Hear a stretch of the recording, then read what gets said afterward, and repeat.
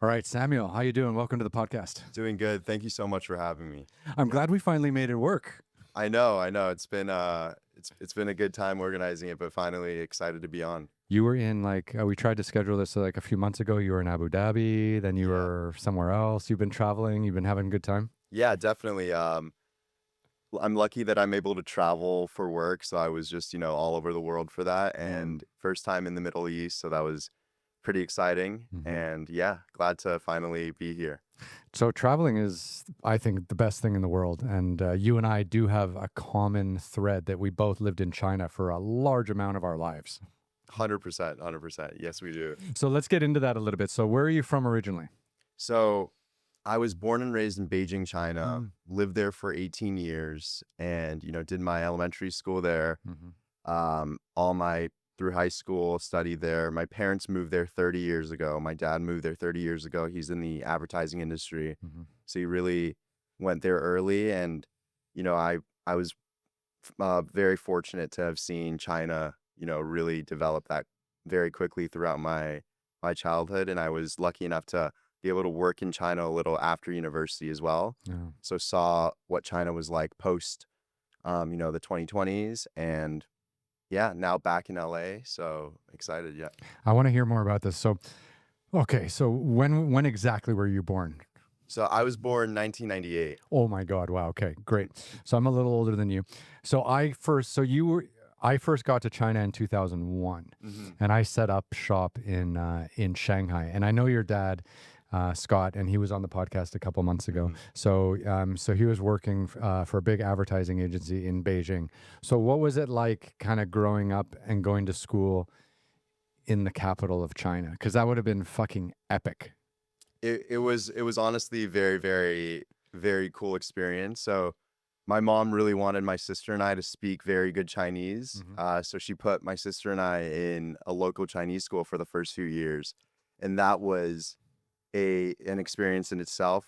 I probably did more work there than I did in international school for till like the fifth grade. Hmm. But Let's just take a sec yeah. there. So for people who don't know, Hmm. China and a lot of countries that have a lot of expats, Yeah. and China definitely has a lot of foreign workers and stuff like that. They have like two school systems, right? Hmm. They have a mainland Chinese school where pretty much every regular Chinese kid goes, regardless of income. They just go to those schools. There's some better, some worse, Yeah. and then there's like the international schools, which Hmm. is mostly an international curriculum. And it's mostly for kids of foreign workers, expats, executives in China. So Yeah. I think it's amazing that your mom sent you to a local Chinese school for the first few years to like do some hard work and get your Chinese up to speed, because that would have been amazing. Because if you would have gone to an international school, you would have started off speaking English right away. 100%. Yeah. Exactly. I'm super thankful for my mom for doing that. And, till this day, I have a Beijing accent, which is a very distinctive Chinese northern accent. So It's all about the ruh, ruh. exactly, exactly. So Yeah. I thank her for that.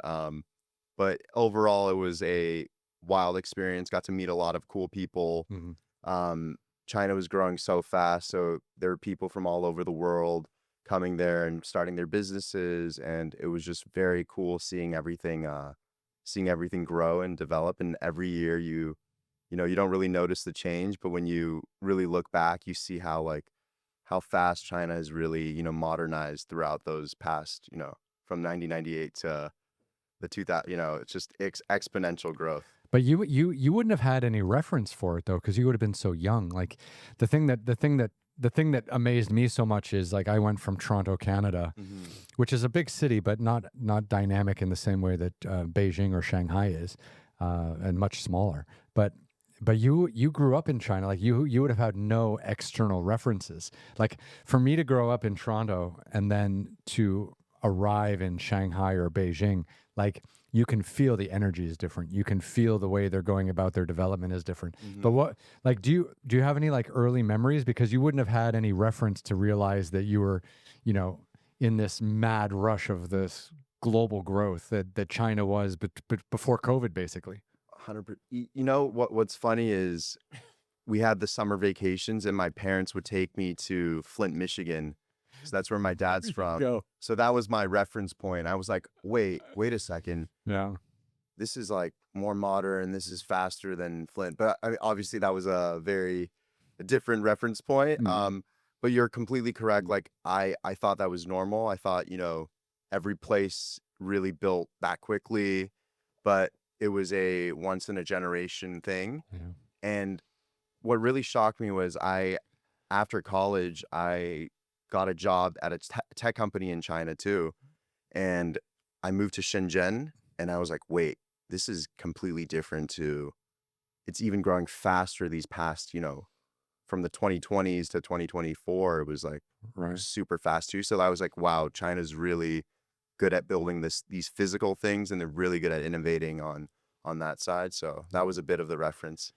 That's amazing. Like if you think about it, like you were born in the in the 90s, 98, Mm-hmm.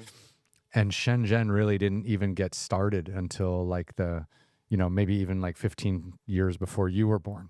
And now it's a city of like 30 million people right on the doorstep of Hong Kong. Like it's incredible how fast things have changed. Mm-hmm. Yeah. Definitely. So you're living in Beijing, you're going back and forth to Flint, Michigan, which is like bizarro land compared to the 30 million strong in Beijing. What was it like going to international schools and kind of making friends with kids from all around the world? Because I think for a lot of us, you know, on the podcast and watching, and for me specifically, like my first 18 years of education, it was pretty Caucasian. Like we didn't have a real international mix of kids at the schools I went to until I got to the University of Toronto. Mm-hmm. So what was it like kind of growing up in that multicultural environment?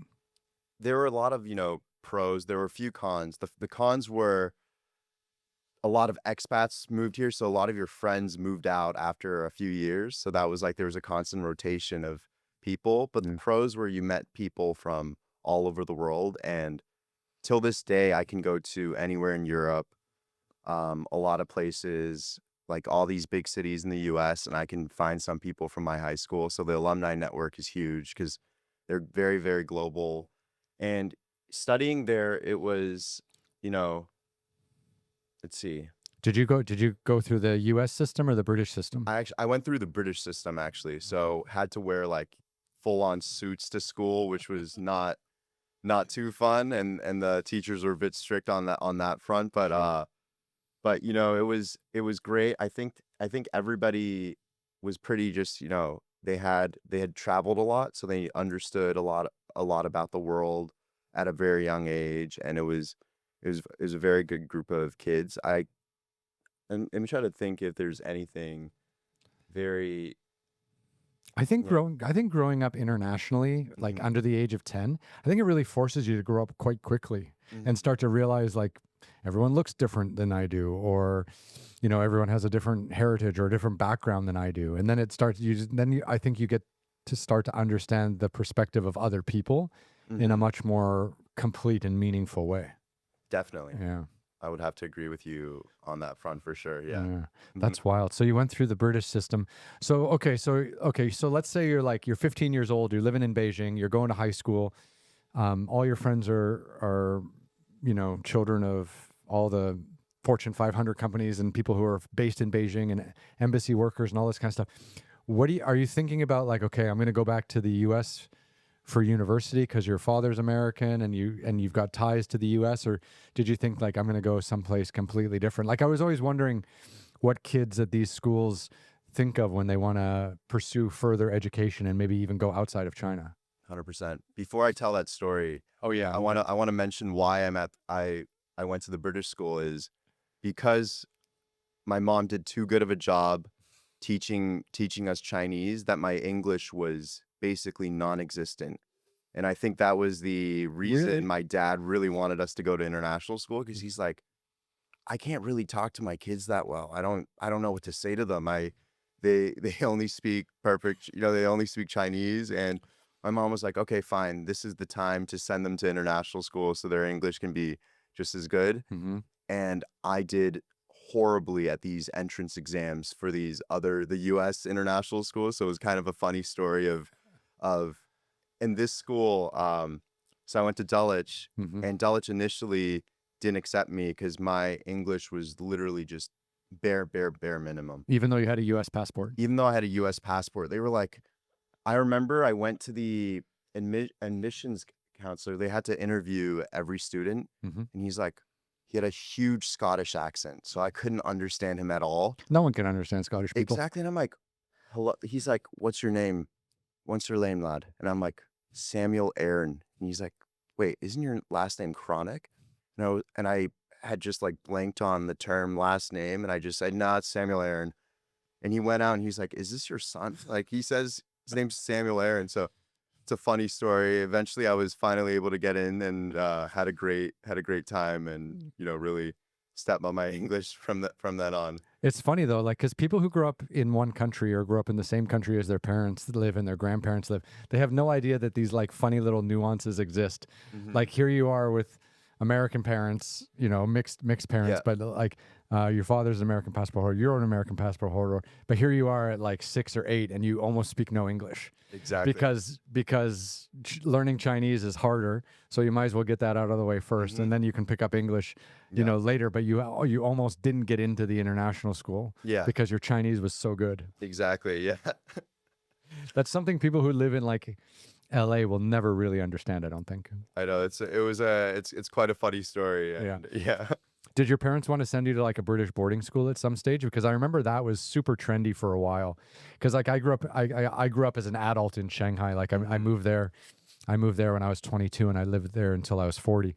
And I had lots of friends that were having kids and stuff like that. And a lot of them put them through the IB program and Mhm. things like that because they wanted them to go to British schools. And Yeah. because almost everyone kind of decided at some stage that their kids were going to go outside of China for either boarding school, high school, or university. And I was just wondering if that was ever on your roadmap. I actually pushed for that once, to go to like the US boarding schools, Okay. because that was a big trend among among my classmates. Oh, absolutely. But my mom was like, hell no. She's like, you're staying with me. She's she was also like a very successful executive in China, so she didn't get to see us that much throughout the week. Hmm. So she's like, I'm seeing you every weekend. You can't, you're not leaving my side. So that was like hard vetoed. And Yeah. you have a younger sister, right? I have an older sister. Older sister, Yeah. that's right. Mhm. Okay, well, it's good for your mom to put her foot down. Yeah. So when it came to university time, where did you decide to go?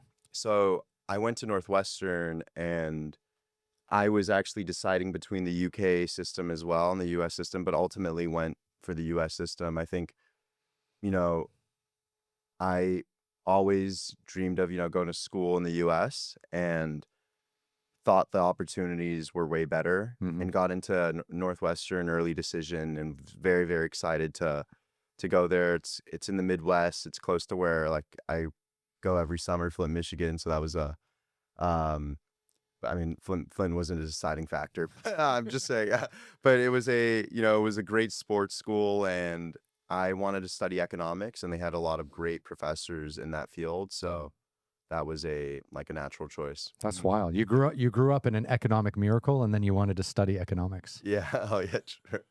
It's wild. Like I've talked to a lot of people who like grew up in China from a young age, Yeah. and they just totally take for granted the fact like, oh, all countries grow at 8% GDP a year and Mhm. lay down hundreds of thousands of miles of high speed train Yeah. and build new highways everywhere, and Mhm. every year it's like just unbelievable growth, and new cities pop up out of nowhere with millions of people in them, and you just kind of take that for granted, but it doesn't happen anywhere else. Like I really think between 95 and 2015 was probably the most bare bones, insane capitalist growth of any country that's ever happened anywhere in the world, and it happened to be China. Completely agree. Yeah. And another story is I went to, I made a lot of friends who grew up in the US at Northwestern, Mm-hmm. and we were just, talking about our childhood, and they're like, "Oh yeah, 2008, 2009 was the worst year of my life. It was the great, financial crisis, my family." It was like a lot of that stuff. And I just distinctively remember that that was when China really kind of arrived in the U in the world, in the global stage with the Olympics. Mm-hmm. And that memory was, it was just like a completely different experience. And I remember my dad in 2008 telling us, my sister and I, he was like, "Hey guys, I just want you to know the world is in a lot of stress right now. And then we're like, okay. And then we just see like the Olympics, and it's like it was a completely different experience. Yeah. But right now, I think China is in that 2008 phase currently. But Yeah. well, but that was just like an interesting anecdote too. Yeah. It is funny, like, because I was in China in 2008 also, and obviously they had the Beijing Olympics in August, and you're right, like the financial crisis that hit, like Bear Stearns collapsing, Yeah. Lehman Brothers collapsing, like this whole like China just sailed through that almost effortlessly. Mm-hmm. There were a few issues because I was working with the New York Times at that Yeah. time, and I was a journalist, and we did a few stories in southern China about how like the financial crisis was hurting some manufacturing. And there was an issue where like a lot of factories went under because they were living on credit. Mm. So what the factories would do is, so all the factories were owned by Hong Kong bosses, right? Yeah. And what the factories would do is anytime they had cash, Mm-hmm. they would take the cash back to Hong Kong, Yeah. and then they would borrow credit from the banks to run their existing operations. Mm. And so that when the credit cycle like froze up and banks stopped lending to each other and everything like that, which is exactly what happened during Lehman Brothers, which actually caused more problems than the actual bank failure. It was the lack of trust in the whole system, that all these factories kind of went bust, or they just like locked up their factories one day and left thousands of Wow. workers without any idea of what's really going on. And of course, maybe as you well know, a lot of the factory workers get paid 3 months in arrears. Yeah. So they're owed 3 months salary all the time. And that's what keeps them from going back home or quitting their jobs. Mm-hmm. It's kind of some kind of like basic enslavement. So all of a sudden, all these thousands of workers had nowhere to go. So we went down there. I was with Newsweek at that time, freelancing for Newsweek. And we did all these stories about all these factory workers that were just sitting in their dormitories, Yeah. not knowing if they were going to go to work again, and they didn't have enough money to go home, and they didn't have enough money to go back. Mm-hmm. So that was like one situation where the financial crisis that happened globally did affect China. Yeah. But you're right, like sitting in Beijing or Shanghai, like you didn't feel that at all. It was just really this like little manufacturing sector where that story came to play. 100%. Yeah, I was down there for like a week just talking to like, That must have been incredible to just like hear their stories and just see yeah. from that firsthand too. Well, it was heartbreaking, but Yeah. it was just, it taught me a lot about business. Mm-hmm. Because it was so savvy Yeah. and so ruthless the way the Hong Kong factory owners were managing their China properties. Yeah. And the fact that if anything bad happened in China, they wouldn't have any actual liability apart from the loans. Mm-hmm. So maybe their loans go bust, but they'd already cycled all the cash out. So they were cash positive on their investment anyways. And that just taught me like how fucking ruthless business people are in Asia. And it helped help me kind of understand a little bit more about how people do business in that part of the world. 100%. Yeah. I completely agree with you on the ruthlessness. I worked at Tencent briefly, Oh my God, that's amazing. and I got to see that ruthlessness, you know, even internally. There's like a term called "juan" in China. It's like how it basically describes like, you know, how much people grind and how much people really are very, very extremely competitive in China. And it's I don't know if you've heard of the term like racing horses. Oh yeah. Oh yeah, so that was happening in real time at Tencent too. You know, they would give you and another division the same task Mhm. and race you to see who finishes first. Mhm. And then the person who finishes first obviously has a better chance of getting promoted. And they just love to compete Mhm. with you guys internally. So I saw a bit firsthand, you know, how basically like anything goes. Mhm. And I'm reminded of that quote from Deng Xiaoping. He's like, it doesn't matter if the cat is black or white as long as it catches the mouse. And I Right. think that's like the Chinese business mentality is they want to get to from A to B as fast as possible, Mhm. and they don't care how you get there. It's so it's funny because people feel like people listening maybe all around the world, they think like the US is a really ruthless business environment, Yeah. and they feel like people in the US like they don't have a lot of holiday, they get 2 weeks a year. You know, they must work really long hours and they must work really hard and all this stuff, and I just tell people like they work a fraction as hard as people in China do. 100%. Yeah. Yeah. And I'm not talking about like factory workers making iPhones. I'm talking about like C-level executives working at Tencent and stuff like this. Like they are Yeah. crushing it. I completely agree. I mean, like, so when I was in Tencent, I'm a single guy, so I could like really, really grind hard. But the person who sat next to me had 2 kids at home, and she was in the office at 1 a.m. too. And I'm like, geez, this is an environment where people really, really work hard. There was that sense of, there's like a camaraderie with everyone, because in Shenzhen specifically, you're there to work. Yeah. You're not there to live. You're not there to live. And it's like, I know a lot of you guys have heard of the term 996, which is you work from 9 p.m. to 6 p.m. 6 days a week. Yeah. But that's like that you work from 9 a.m. to 9 p.m. 6 days a week, but that really undersells how much people actually work there. But it was really good training, and it definitely like broadened my horizon as someone who kind of grew up in a more sheltered international experience, but going and working there, it was like, wow, you see why they're so competitive and why they've grown so quickly. And the other thing too, the other thing I really recognized when I was chatting with a lot of people in China and being exposed to the Chinese business environment is that effort and that grinding. It's not necessarily like top down instructions. Like it's not coming from the C-suite being like, yeah, oh, you guys need to work till 1 a.m. It's actually the employees that want to work that hard and actually like compete against each other to work that hard. And it's because the upside is so massive. Like if you were an early employee in Tencent, before they went public in Hong Kong in like, I don't know when they went public, like 2010 or 2012 or something like that. Like, you know, you would have been minted for life. So I feel like everyone was just doing this 996 or 9116 or whatever it is, you know, because they were chasing that dream, because they knew like this was the time in their lives where they needed to put in a decade doing something really hard so that they could live the rest of their life maybe in a much more financially rewarding environment. I definitely agree with that. I will say, like, being there when I guess the economy in China is right now, it's going through a lot of challenges.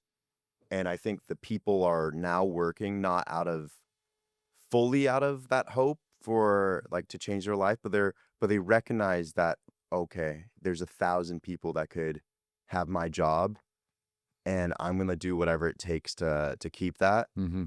And I'm willing to just compete so hard, and I'm here to stay. And a lot of people are from all over China, like from provinces. They took the Gaokao, which is the exam. They got into the best school in China, and they've gone through all of these hoops, and they finally landed at Tencent, and they're like, okay, I will do whatever it takes to keep this job. And it was a lot of that energy too.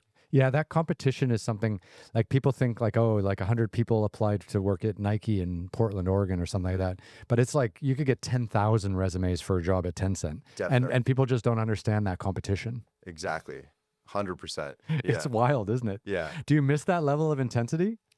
I will say sometimes I'm like, wow, I do miss how much I got done in a day. But I think, you know, what I'm doing now, I really enjoy, and I natural, like it's more of like intrinsic motivation to work hard right now, and instead of that like extremely high cortisol, like your boss is like, why isn't he here, do it again type energy. So definitely sometimes do miss that intensity, but really like what I do currently too. That's great, because you're what, like you're like 28 now? I'm 27. Yeah. Wow, it's great to be able to chat with people under 30 on the podcast. Amazing. It's great. No, because you guys have Am I like the first under 30? No, I've talked to a couple like young filmmakers, and some producers, directors, some writers, some students. But yeah, because you guys have a totally different perspective on where the world is heading. But but going back to your time in China, so you go to Northwestern, you study economics for 4 years. Yeah. And then you obviously got a decision. Like your parents are probably still in Beijing working. I know your father is still in Beijing working. So do you graduate Northwestern and look for a job in North America, or are you going back to China and looking for jobs? And how good? Sorry, two-part question. How good was your Chinese after 4 years at Northwestern? It was not bad, because I had made a lot of Chinese friends at Northwestern. I would play basketball. I played basketball on the Chinese league in Northwestern, so had a lot of international friends there. So maintained its level Yeah. for sure. Because Northwestern's just near Chicago, right? Yeah. Yeah. hmm Okay.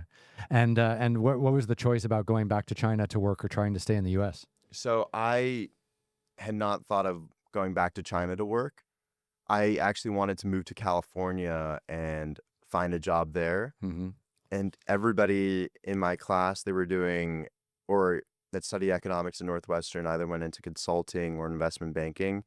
I personally kind of, I was always very interested in startups, was very involved in the startup scene at Northwestern. So after school, I serendipitously met this great mentor of mine, Dana Settle, and she has a huge LA based venture fund, and she was very interested in China at the time. And she's like, hey, you know, would love to have you help us on some of our Chinese company analysis. And it was in LA.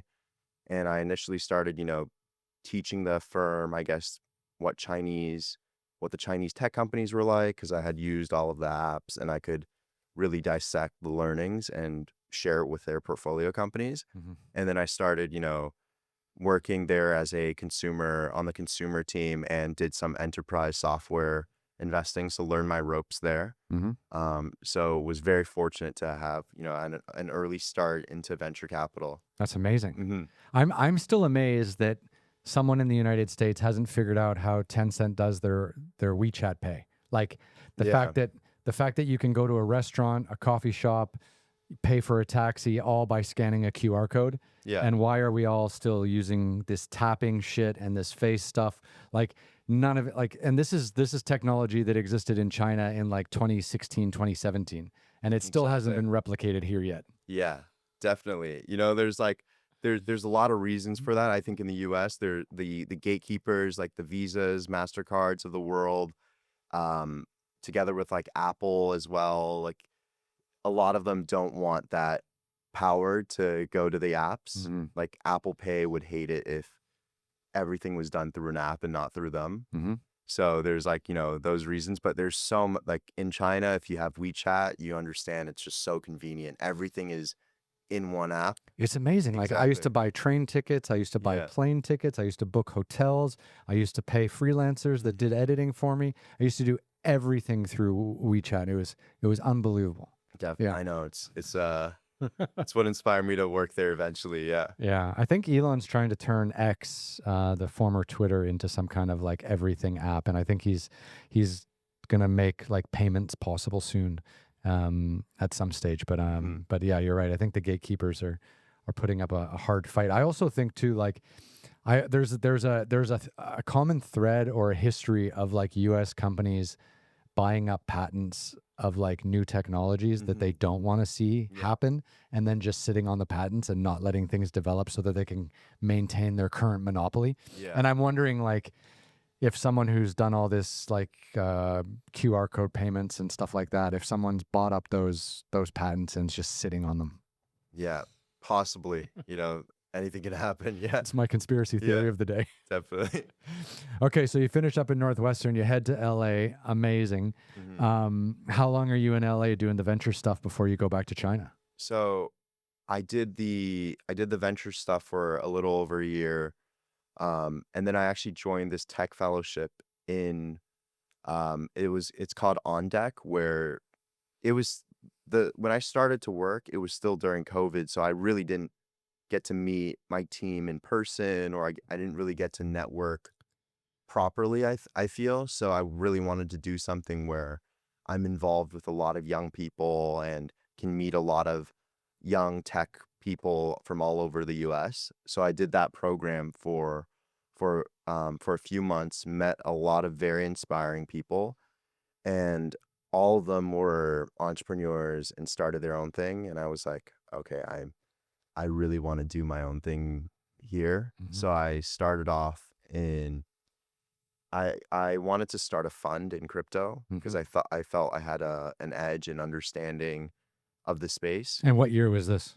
This was 2020, start of 2022. Okay, that was a pretty bullish environment up until about May 2022 when the wheels fell off. Exactly. Yeah. Exactly. So that was so I started it with a friend from Northwestern, and we were going to do a fund.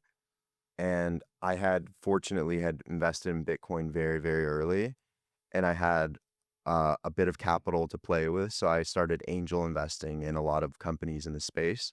And these were like friends that I had met. And I'd backed, one guy who I met in this fellowship, and he had started one of the largest NFT projects. So I was one of his first like investors there. Mm-hmm. Um, and backed another company that was one of Andreessen's biggest investments too. Mm-hmm. And I all got to meet them through my network, and I just realized like, okay, this space is growing so fast, and you can still meet all of the key players. Whereas if I wanted to start something in enterprise software, there's so many different gatekeepers that would kind of, it would be such a hassle, and it would be very hard to scale that up. Mm-hmm. So I had actually I started a consulting business too alongside that.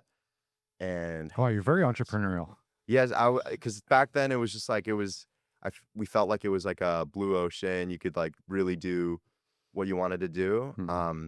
But then obviously the wheels fell off.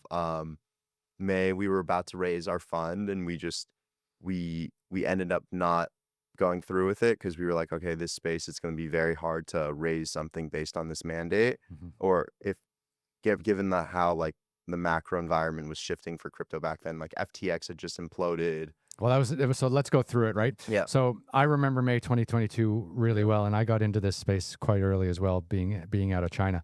So the market was absolutely ripping early 2022, and then UST Luna collapsed. Yeah.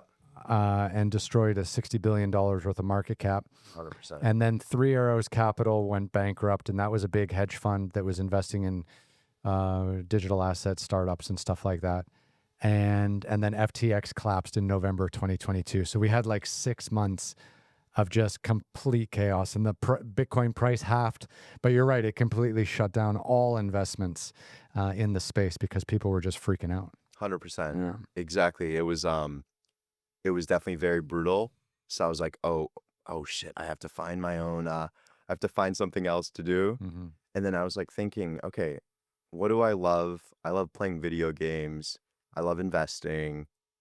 And I was like, okay, which is the best investment company that's also a video game company? And I came to the conclusion it was Tencent. So I went through my contact list, and I was fortunate because I had been invited to the World Economic Forum through I was helping them in China when I started off in China when I was 18. I was helping them do some translation for press release stuff, Mm-hmm. and I got to attend the conference In Davos. in yeah, it was Beijing and Dalian, or sorry, Tianjin and Dalian first, and then I got invited to Davos to help them throughout a few of the events. Mm-hmm. So I got to meet someone from Tencent who was pretty high up, and I had kept in touch with him. And I was like, hey, I'm starting to look for a job here. I want to do something investing Mm-hmm. related. And he's like, okay, he forwarded my resume to the Tencent people. I got an interview and went through like 7 rounds of interviews with them Mm-hmm. and landed at Tencent. Mm-hmm. That's wild. So if that crypto collapse hadn't happened in the summer of 2022, you probably would have maybe even started your own venture fund, and you would have probably continued on that path without having had to go and try to find a full-time job and go back to China. Definitely, Yeah. definitely. But looking back, it was a crazy thing because I seed invested in 10 companies, and I had no clue what I was doing. I was just like winging it completely.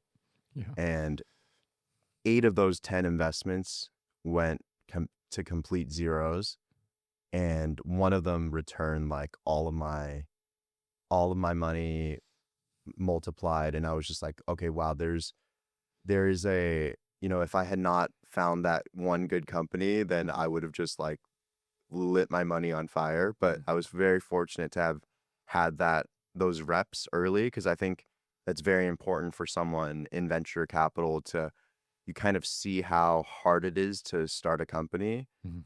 And I just realized a lot of background, pedigrees, things that you think matter really don't.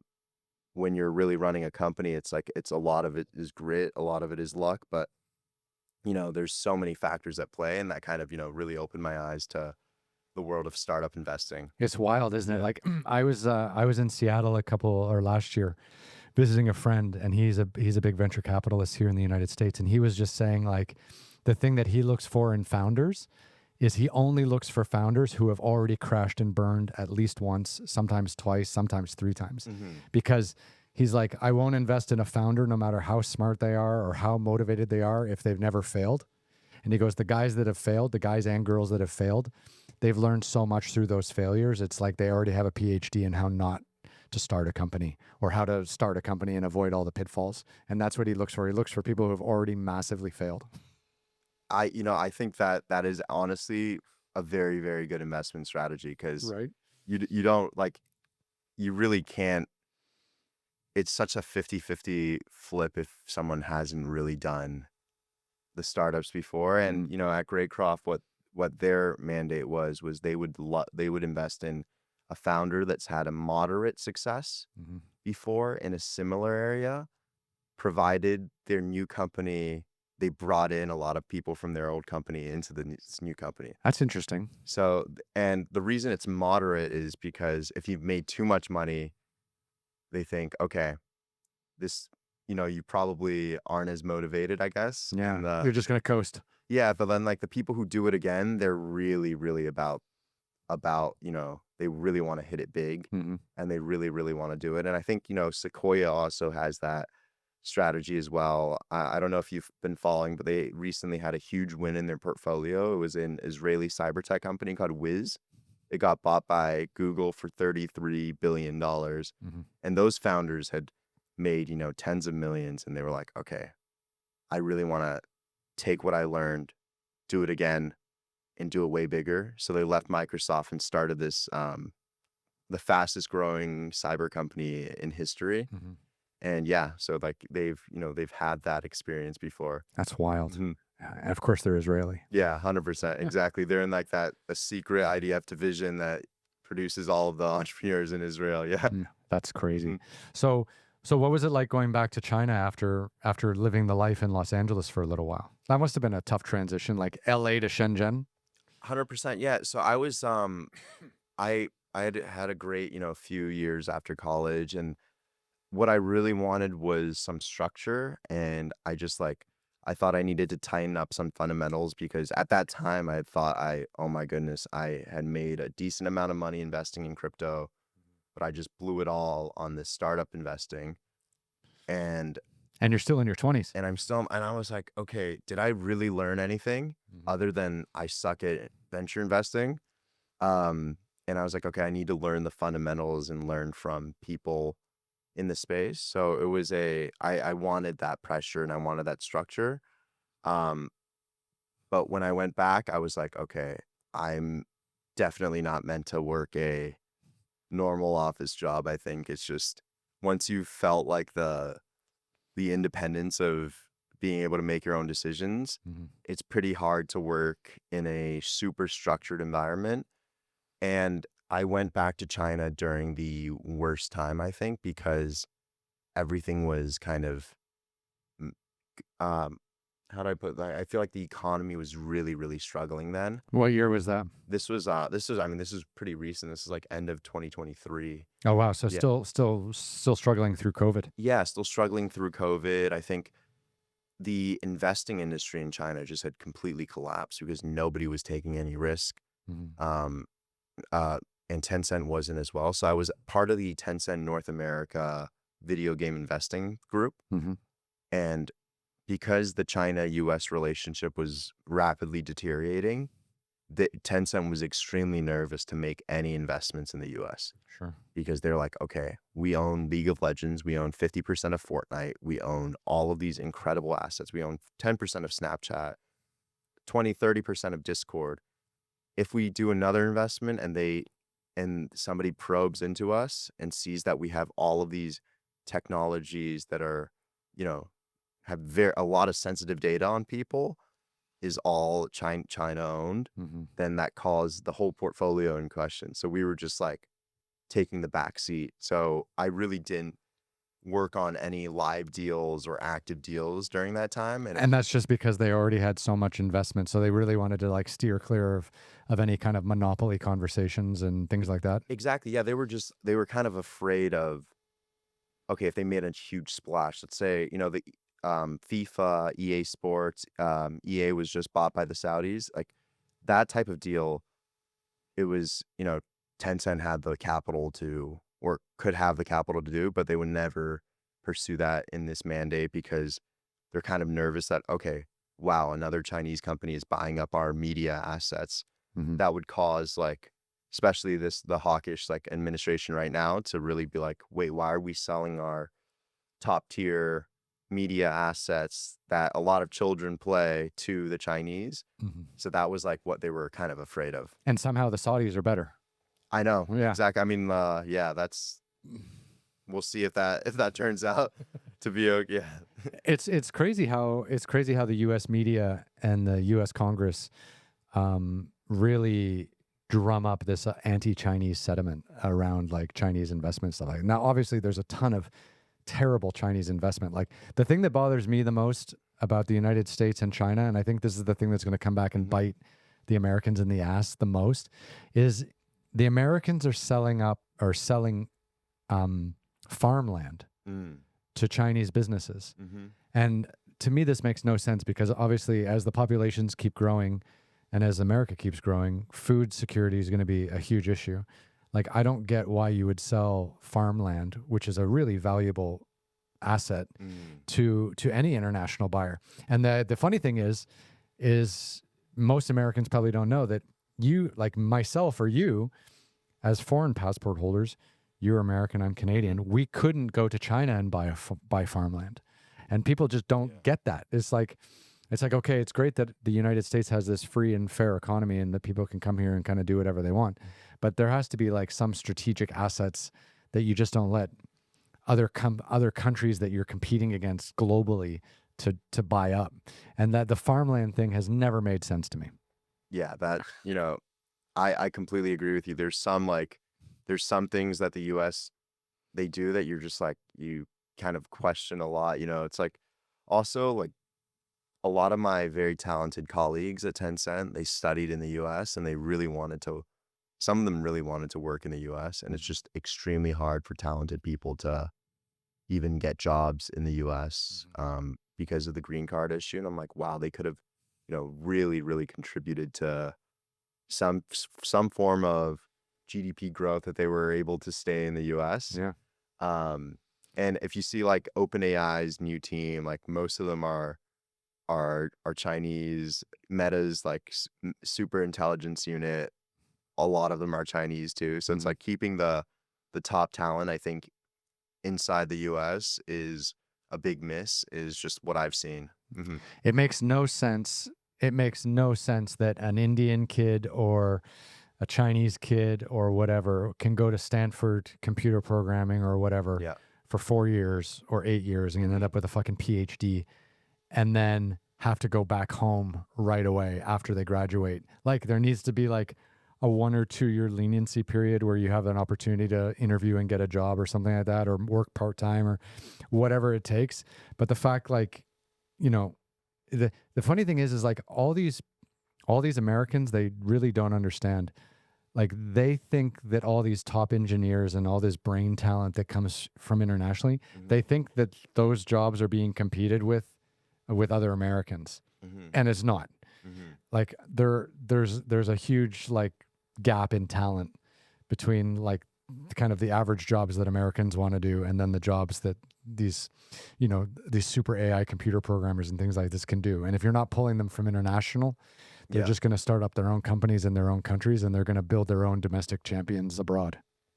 Completely agree with you. And another industry that this is happening in quite dramatically is in biotech. Like China has gone from practically like 0% market share to 30% market share in the past few years. And a lot of the top scientists that have started up these companies in China and the biotech space, they all studied in the US as well. It's just like, it's wild to me. Completely agree. Yeah, it is. It's insane. Like the fact that, I mean, for some industries, I think, especially in China, it's better to go back to China because Yeah. I think the venture funding is a little bit easier going, and I think the government is more supportive Yeah. to build up like local champions. Yeah. But again, like, you know, Google, Meta, Tesla, XAI, OpenAI, like all these massive companies here are paying, like they're paying signing bonuses for fucking engineers. Like they're being treated like global football players. Like they get $100 million signing bonus and like Yeah. 30 million, 50 million bucks a year. Like this is like what Lionel Messi makes. Exactly. It's hilarious how like these contracts and the terms are starting to cross over with professional sports. I know. It is ridiculous. It is, yeah. Yeah. So okay, so you finish up at Tencent. How many years are you at Tencent? So I was working for Tencent in the US actually for 6 months. Oh, wait, you didn't go to No, Shenzhen? so I did after 6 months because they had to like process my visa, which took forever. Oh, during COVID, yeah. All during COVID. So I was like, okay, I want to help out with the US team. Mm. How big is the US office? The US office, they have San Francisco? they're actually they're pretty distributed. Mm-hmm. And for my division specifically, it was like a North American video game partnership and investment team. So they were like a group of 15 people. And they wanted me to go to the headquarters because the bigger bosses are there. And they kind of wanted me to like learn the ropes from headquarters HQ, which is Shenzhen. And I finally got my visa, moved to Shenzhen, worked there for a little over 4 months. And I was like, okay, so I actually, after those 4 months, one of my investments had turned out to be like a very, very, like it returned all of my, it returned like the portfolio a few times over. And I was like, wait, why am I grinding till 2 a.m.? Like I love entrepreneurship. I love, working here. I don't, it was a good like boot camp, but I was like, okay, my true calling is investing, is doing my own thing. I had not done a deal like the entire time I was at Tencent.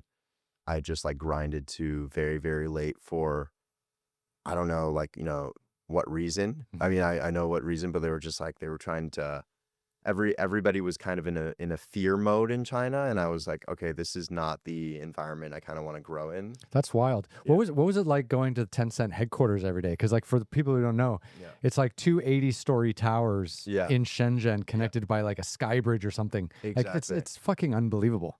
It's crazy. It's like you have to wait 15 minutes to get on the elevator. Mm-hmm.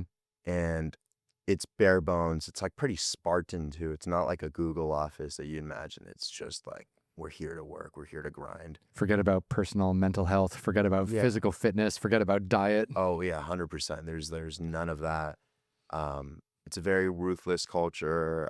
They compete you against like people internally, which doesn't really foster a very collaborative environment. Mm-hmm. And after I had left, like the turnover was huge. Like most people that I know have either left that group or, have found new jobs because it's specifically at Chinese tech companies. Mm. It's even more brutal, the competition. But yeah, it was a wild experience. I bet. That's amazing. Because like I remember doing, like we did interviews about Pony Ma Yeah. way back in the day. Like I think I was with the Wall Street Journal back then. And we were doing stories about like Tencent and Pony Ma in like 2005, 2006. And we did stories about like Jack Ma at Alibaba when Yahoo invested like $1 billion in them in like 2006 or 7 or something like that, maybe.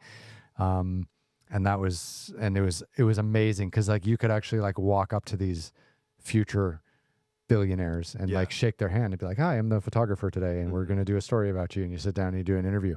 And it was like they were completely accessible. That was one of the things that I always loved so much about my work in China, like as a journalist and as a photographer, because I got to meet so many people like that are completely revered today for building up these massive companies. It was a wild ride. 100%. a funny story is my soccer coach growing up. He's a South African guy, and he worked at Naspers.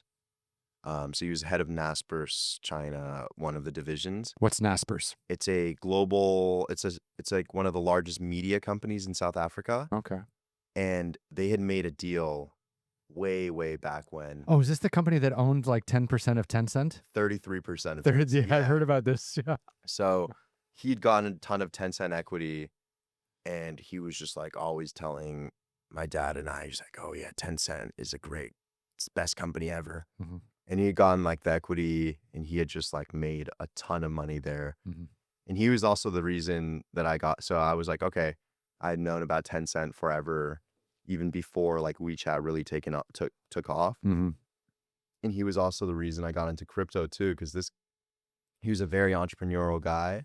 And after he left Naspers, he made a bunch of money on Tencent. So he started off in the crypto space in 2017, and he introduced me, or he just like, I had already gone into Bitcoin, but he introduced me to that space. And it was just a funny offshoot, but that was like the greatest venture investment of all time, 30 million to over $100 billion. Mhm. And that's also like a big reason why I'm like, oh wow, venture capital is so powerful. Can be. Yeah, camp is super powerful. Exactly.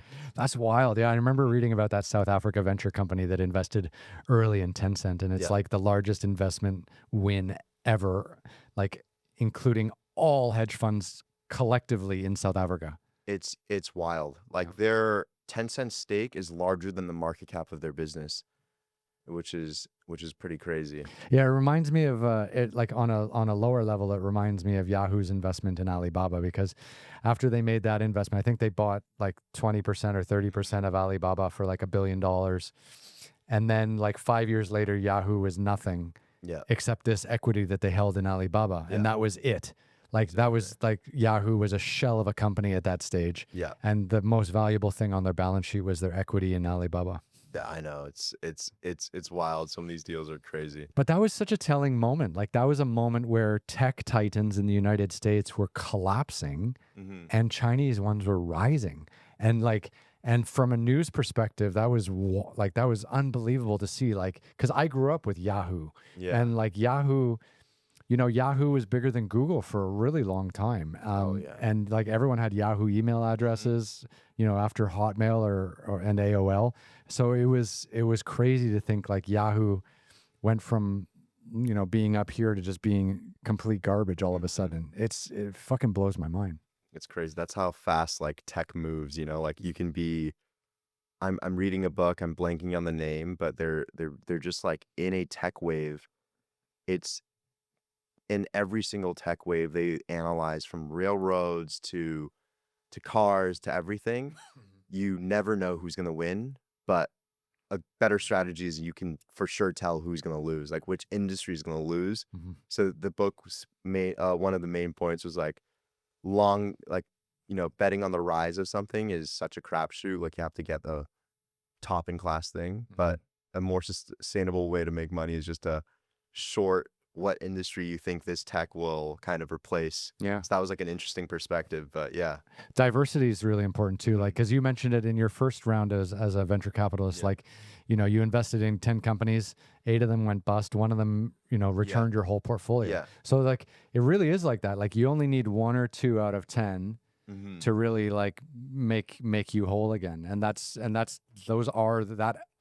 is the ratio that most people would consider to be successful. Now, sure, like the top guys like Silver Lake or Andreessen Horsen or Horowitz, Yeah. like those guys probably have a little bit better batting average because they probably get to see the best deals. Definitely. But for people who are out there, hunting, who don't have that pedigree or that 30-year track record, Yeah. like a 10% hit rate is fucking unbelievable. That I got very, very lucky because one of my friends had just joined this crypto company. So it's called Mysten Labs. Mm-hmm. And he had just joined, and he was like, wow, these guys are all ex-Facebook, Apple people. They're creating this new blockchain that's faster. Mhm. He introed me to the founder, and I think the founder like appreciated my like the youthful naivete, and just like he was like, yeah, for sure, well, we'd love to have you invest in our company. Sure. And after I invested, Andreessen Horowitz put in a massive, massive check. Oh wow. And Because he heard what you did. oh, I think so. I think they've tapped my phone. Yeah. Exactly. Yeah. So that investment really returned everything. And I was like sitting in my cubicle in Tencent. I'm like, wow, why am I doing this? Why am I like, I want to go back to the US. I want to do something in crypto again. So I was just like, okay, this is done. That's interesting. Like, Mhm.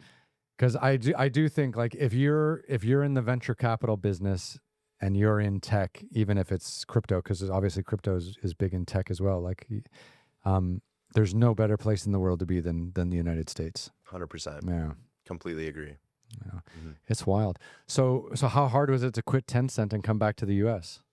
It was, I had, um, I really enjoyed certain people in the company, but definitely didn't enjoy others.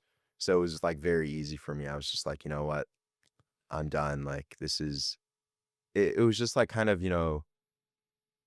it was pretty easy for me. I was like, okay, I'm done. I want to just do my own thing again. I want to really start investing more. I'm like, okay, this is my time to go. That's wild. And I was like, I couldn't like I was itching so hard to go back because another reason is a lot of the people I'd met early in the crypto days, they've completely crushed it and they were like pretty small, like not small, but just like they didn't have that much influence when I first met them. But then after like crypto kind of rebounded, Mhm. they became like industry leaders in this space. One guy had a company that had made over, 50 million in revenue in a few months. Oh wow. And I had known this guy. We got drinks at the first Solana conference. And it's just a lot of these people progressively became like the industry leaders in Solana and the broader ecosystem. And I'm like, wow, I know all of these people. Hmm. They've completely crushed it in every metric.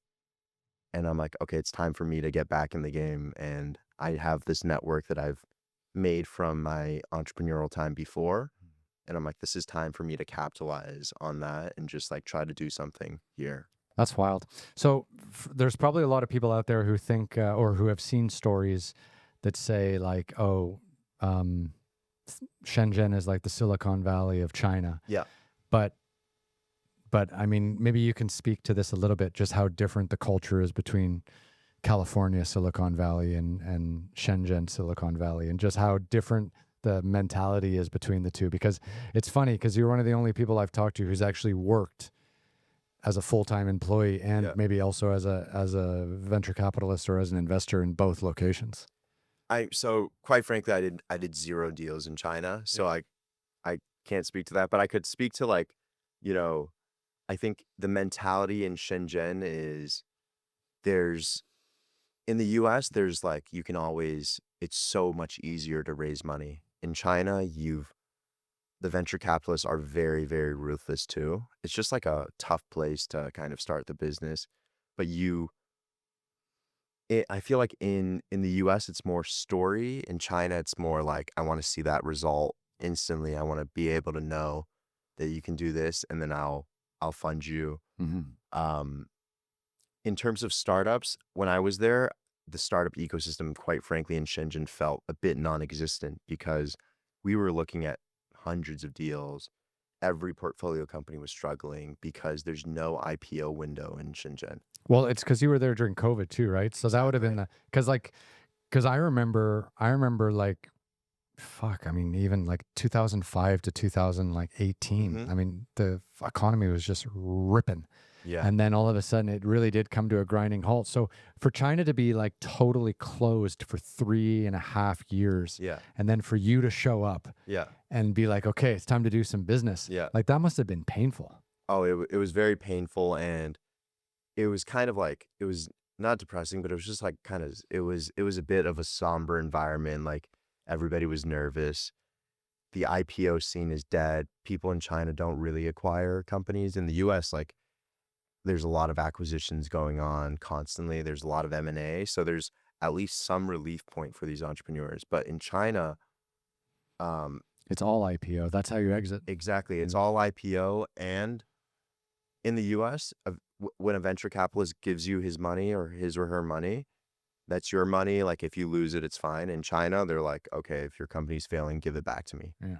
And they sometimes have those clauses. So it's really a ruthless environment for some of these entrepreneurs, especially these. I'm like, I'm the people that are still chugging along in China in the startup scene. I'm like very, very impressed with. But there's basically that space is dried up completely. Yeah. Hmm. That's wild.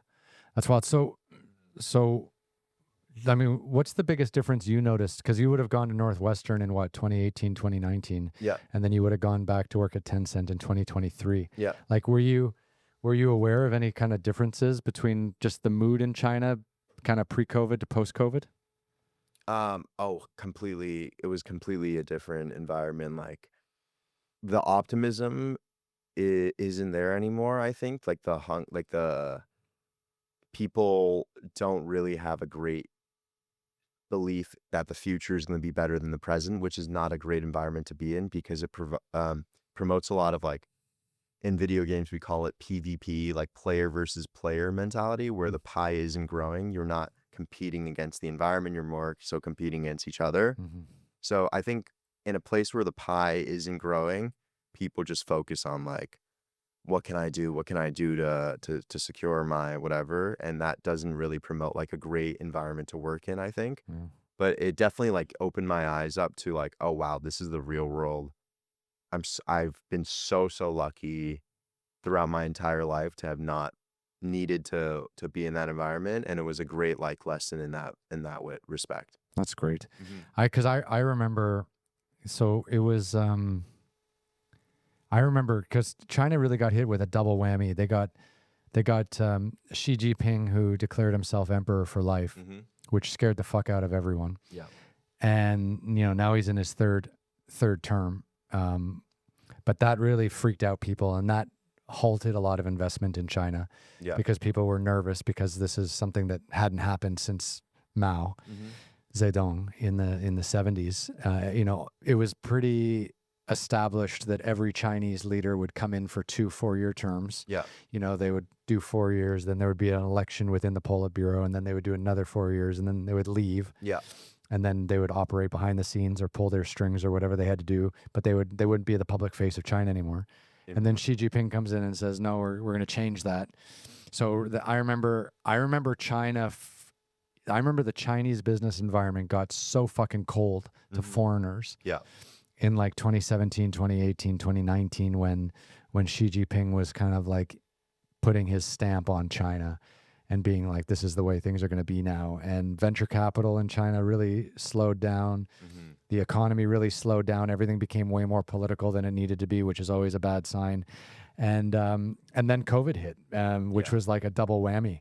And I have not been back since 2019, Wow. actually. So, but the fact that you went back in 2023 to like start work and like to try to build a career in that kind of depressed economy after being part of that roaring 20 years Yeah. beforehand, that must have been a trip. It was completely different because it was like a different China. I was like, wow, back then, like there was so much opportunity everywhere. Yeah.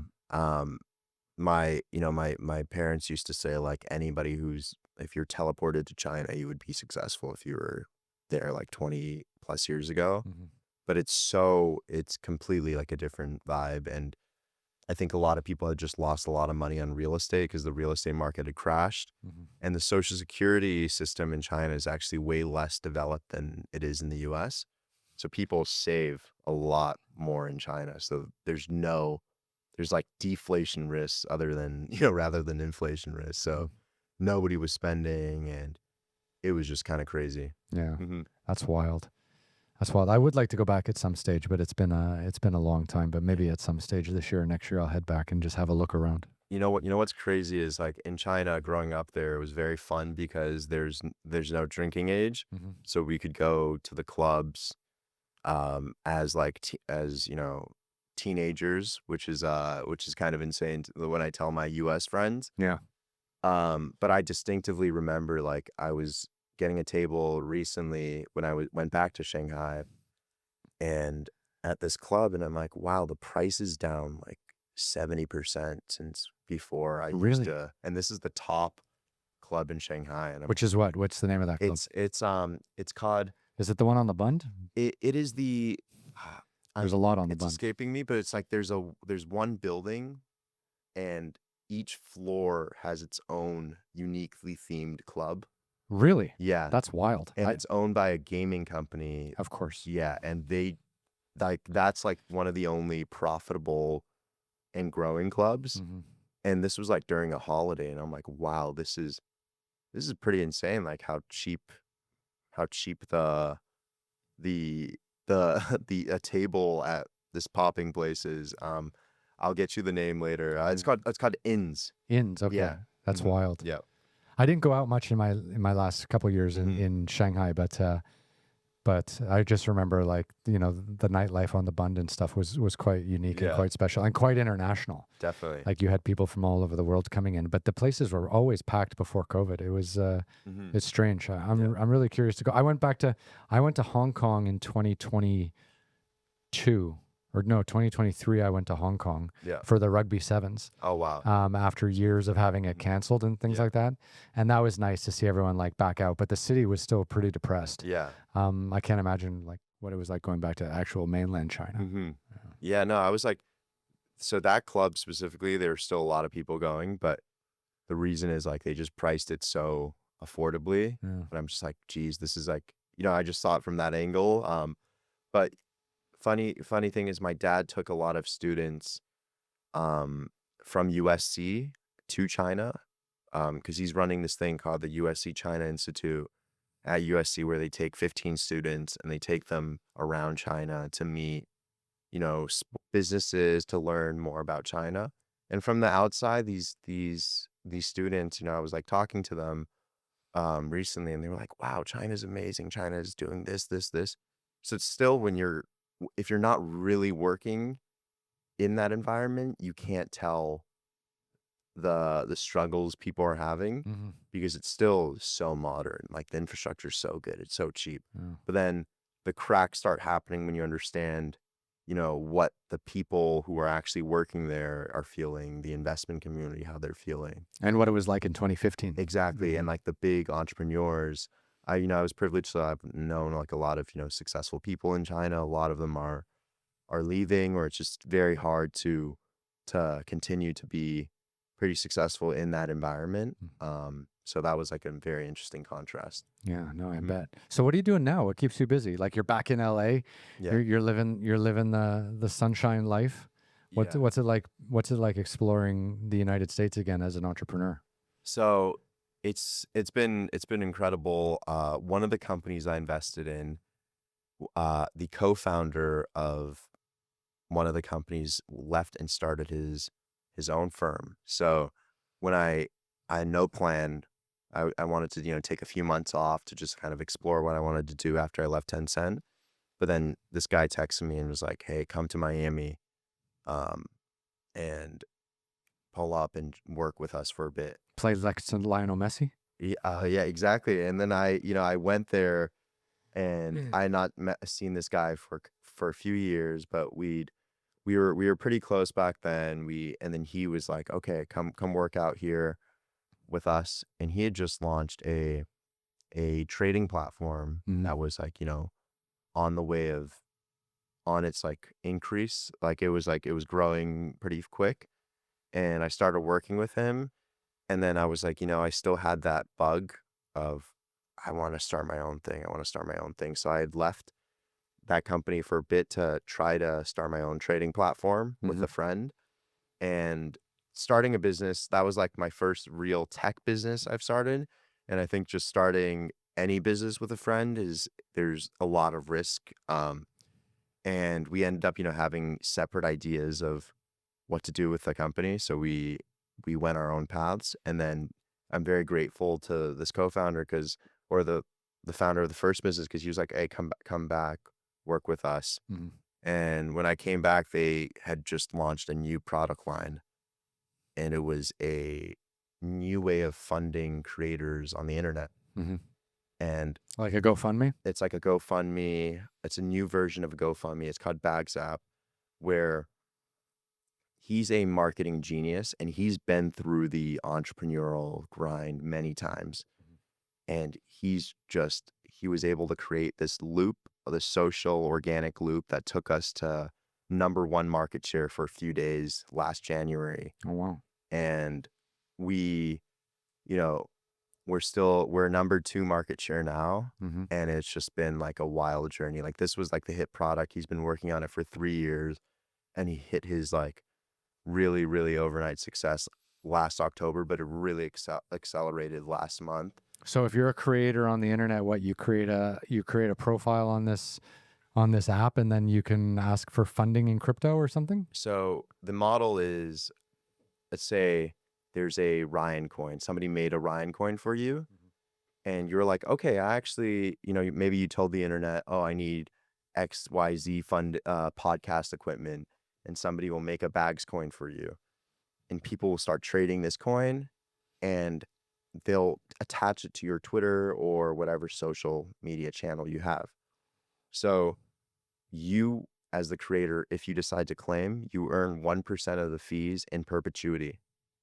So you don't have to sell the token, which is like a bit of a negative thing to do in crypto, but you earn from anybody who pays attention to you Mm-hmm. because you can get consistent funding. So we released this model out there. We didn't know who would really take it on.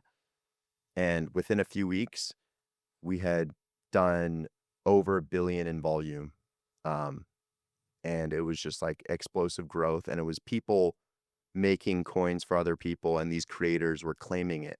Mm-hmm. And so we'd funded Mr. Beast's water charity. Oh, We nice. funded a lot of like big creators in all different spaces, a lot of journalists, a lot of politicians to use our platform. Mm-hmm. But we really, really took off in this new AI wave where there's a lot of open source AI research that they take, let's say what Anthropic is dropping, what ChatGPT is dropping.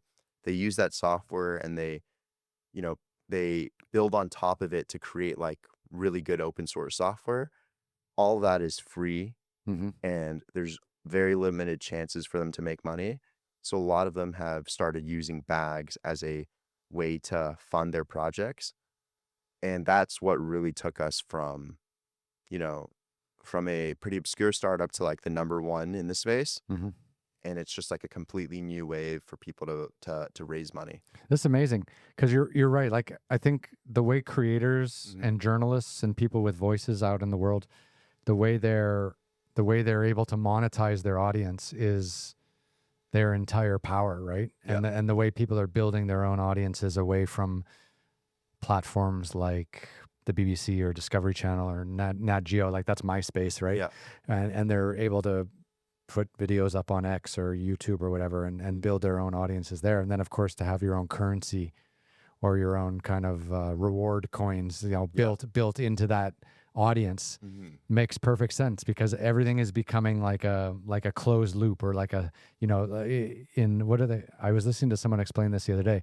It's like creators now and influencers, like you have to build a vertically integrated silo, right? Exactly. Like you've got to have your own coin, you've got to have your own videos, you've got to have this, you've got to have your own, and the bigger your following gets, the more everyone is just interacting with everything you're creating, and then you're just monetizing off of all of it. Exactly. And it's like, it was, we're a very, very small team, and we kind of released this product into the world. And there's just so many use cases that we've seen. Mm-hmm. And a lot of these creators, some of them have made hundreds of thousands of dollars in a day on our platform. And we take a portion of that transaction fee as well. So to this day, we've really launched it last October. We've given creators over $40 million. Wow. And it's growing like we're still scaling a lot, and we take 1% as well. So we've made quite a bit as a very lean and small team as well. And it's pretty, very, very exciting to see like how else we could use this technology of fee sharing, where you're not earning the token, you're just earning the US dollar volume of that transaction. It's just, you're so incentivized to grow that attention, and you get a whole set of users who are very willing to financially back you, and you instantly get that like 1,000 super fans Yeah. on day one, and you can they want us they want to make sure, they want to speculate, they want to see Ryan, oh my God, who's Ryan getting next on his podcast? Sure. If he gets A-list celebrity, maybe this token will go, well, they'll do a lot of volume. So there's a Who's trading the token? we have like 80,000 people probably per day trading. They're from all over the world. It's anyone with a Solana wallet, you can trade it. We're integrated with a lot of these top platforms. Sure. And our customers are really just, like anyone who has that who has a Solana wallet. So it's just like I've talked to a few of them, and it's huge range of ages, huge. They're from all over. Yeah, it's That's amazing. mhm. That's wild. I'll have to set up a podcast coin. Oh yeah. Oh, maybe if our community hears this, they're definitely gonna launch one for you. That'd be great. That'd be Yeah. a lot of fun. Yeah. So what's it like working in the small kind of US based entrepreneurial environment now? Like, is this kind of like where you see your home being now? Like, because you've lived quite internationally, you've traveled quite internationally. You've had, for someone in their 20s, you've had some amazing experiences work wise and investing wise. Like, you feel like this is maybe the culture that you want to continue investing in or continue working in? 100%. Yeah. And I think the world is changing so fast now. And like my boss, the founder of this company, he gives us so much autonomy, and he's such a good friend that it's such a great environment to work in. And he lets any of, we're 6 people, we're hiring a lot. But he gives all of us complete autonomy to go through with our own projects. And specifically right now, we're one of the larger companies in crypto. Mhm. We get to really interact with all the industry leaders, and everyone is down to chat. So we can, call anyone from Coinbase, anyone from all these big platforms. So that's like a part of the job where I'm like, at Tencent, at these other companies, you have to go through so many loops and layers to talk to someone. And right now I have like the ability to just, if I want to do something, I can set that initiative up, Mhm. get it done, boom.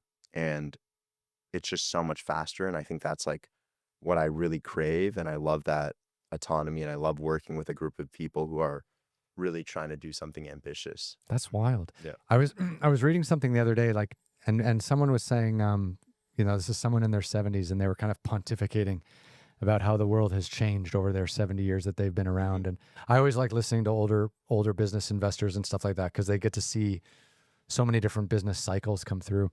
And he was really saying, like, whether it was the 2008 crisis or whether it was COVID or whether it was the .com boom, all kind of 10 years apart. He was kind of saying, like, every 10 years or so, the economic fabric or the economic hierarchy that exists gets disrupted. And that creates chutes and ladders, right? Remember the old game? Like, Yeah. you take the ladders up and then you slide down. 100%. And he was always saying, like, every time there's a massive upheaval, whether it's pandemic related, financial crisis, banking related, or whatever, or a world war, if you want to go back, 80 years or 90 years to when that shit was going on, like, there's always chutes and ladders. And it's funny, like, how some people end up on chutes and their careers kind of get destroyed, and how other people find the ladders and are able to access new industries. And I was always thinking, like, crypto was such a ladder that was thrown out into the world during the COVID pandemic. Yeah. And that's kind of like, because I remember being stuck in Istanbul during COVID, and it was like March, April 2020. My television career was kind of like falling apart in front of me. And I remember crypto was like, BTC was at $10,000 a coin, and then it dropped down to like $3,000 a coin. Yeah. And then it shot up to $17,000 a coin, Yeah. all within like 3 months at the Crazy. beginning of COVID. Mhm. And I was like, holy shit, this is the ladder. Like, this is what people are talking about. Like, Yeah. people are putting huge amounts of money into this. Mhm. And it looks like people are manipulating it as well. But the big exchanges and such. And there's a lot of talk right now about like Binance and what they've been doing over the last couple of weeks or months or years. But it seems like this could be some new financial system that kind of gets put on a rocket ship, basically. Now, I got into crypto in like 2015 because I was living in China. Yeah. And for those of people who don't know, like China was the birthplace of crypto. Like Yeah. people were talking about Bitcoin and mining and all this kind of shit in like 2013, 14, 15, way before kind of people in the United States really figured it out. I mean, there were a lot of early adopters, but it was pretty big in China, I think, for the most part. But I think COVID really put it on a rocket ship and turned it into an industry all for itself. And for all the challenges and difficulties of the current administration here in the United States, like you have to admit one thing, like there are fucking balls out pro crypto. 100%. And I think that's gonna lead to a huge windfall at some stage. I was thinking, how CZ, the former CEO of Binance, how he kind of turned himself in, did 4 months in jail, and then got a pardon. Mm-hmm. I think there's a lot of rumors going on. Like obviously he owns a lot of this Trump coin, this World Liberty coin. Yeah. But also I think the United States wants to be the world leader in crypto. Mm-hmm. And there's no way they can be the world leader in crypto unless Binance does an IPO in the United States. And I bet you that Trump pardoned CZ with the promise that before the end of his 4 years, he comes back and does an IPO in the United. But they would have to clean up their business so much because it's so fucking disastrous over there. But I'm guessing there will be a coin or a Binance IPO on the New York Stock Exchange. I could 100% see that happening.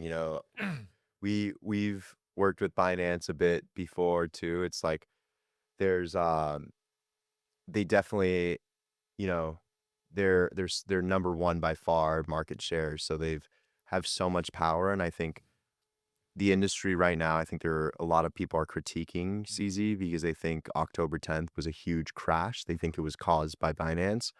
But yeah, I 100% think like the US is primed to be the number one spot. And the reason, I mentioned like our customers from all over, that's why I think crypto is so powerful is you set up a product. Mm-hmm. It's a piece of software anybody can use. Anybody with a crypto wallet can start interacting with your product. And that's just so powerful. Like we were instantly able to get customers from all over the world. And we're really good at getting attention on X. Mm-hmm. So we were just able to kind of shoot ourselves to like the number one in this particular industry niche. So then now we're like number two, but we're making a lot of product changes to hopefully get us back to number one in very short time. But another thing is, I don't know if you've been following this AI agent wave, but Oh yeah. but I think crypto is going to be the primary funding mechanism for these AI autonomous agents. And our next big product wave is all tailored to how can we just give an AI agent a token and let them use the fees that they earn and just unleash them and let them do either build software, or it could be a DoorDash agent. It could help you order DoorDash. Like, why not unleash these agents out? So we recently released our agent funding tool, Mm-hmm. and we funded almost 100 agents already, and they're just working themselves around the internet, spending that money, which is very interesting. And I think that's going to be a huge AI and crypto intersection. I think so too. Like I see this as really being the future of funding, the future of finance. Like when you look at the way the banks and the credit card companies have completely destroyed payments, Yeah, and made things so difficult and so slow and so expensive. exactly. Like this, and it's funny, but every game-changing industry starts off in some kind of like illicit subculture. Definitely. Like, people were on Silk Road buying guns and drugs for Bitcoin, in 2010 and 2011. And then now, Grayscale and MicroStrategy and all these companies are holding hundreds of thousands of Bitcoin and running ETFs. And now you can hold it in your 401k and all this stuff. And it's come so far in just like 14 years, 15 years. And And I really see it like it's so much more efficient. And I think maybe not your generation, but maybe like the kids now that are like 10 or 15 years old, Mm-hmm. like they might only work in crypto. Like they might only work in, I hope to God there's not a government issued stable coin, because that would be terrible Mm-hmm. privacy wise. But they might only work in USDC or USDT.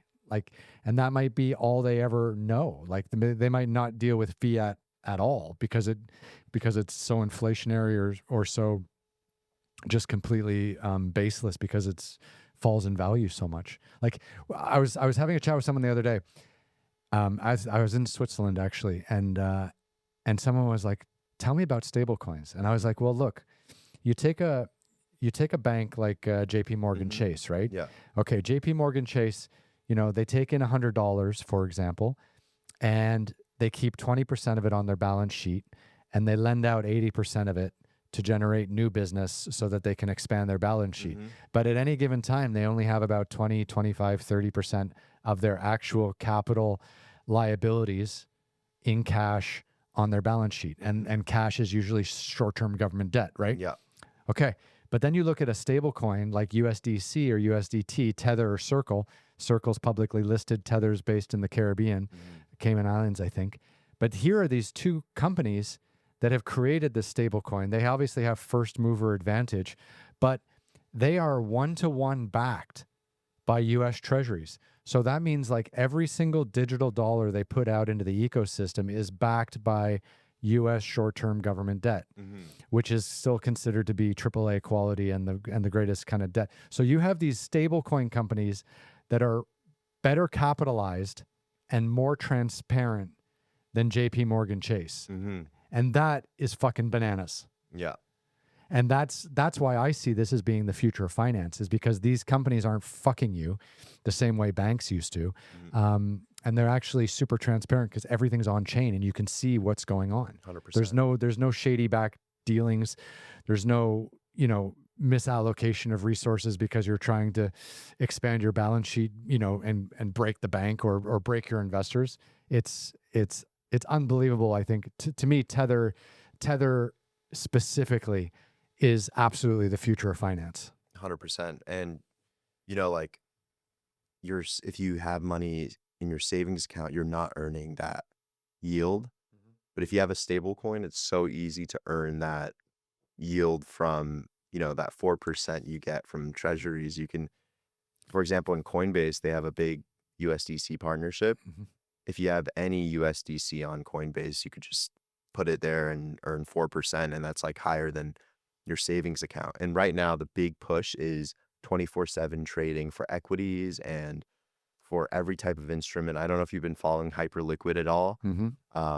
But now you can trade stocks on chain. You could trade stocks with leverage on chain. You could trade metals with leverage on crypto too. So crypto is now becoming like a place where you can get exposure to all of the world's financial assets if you want to. Mhm. And you can trade them at cheaper rates and 24/7. Mhm. So that's like the big, I think, we see like that's such a big unlock. And then separately, we're like, okay, these AI agents, they can't open up bank accounts. They're going to start using crypto.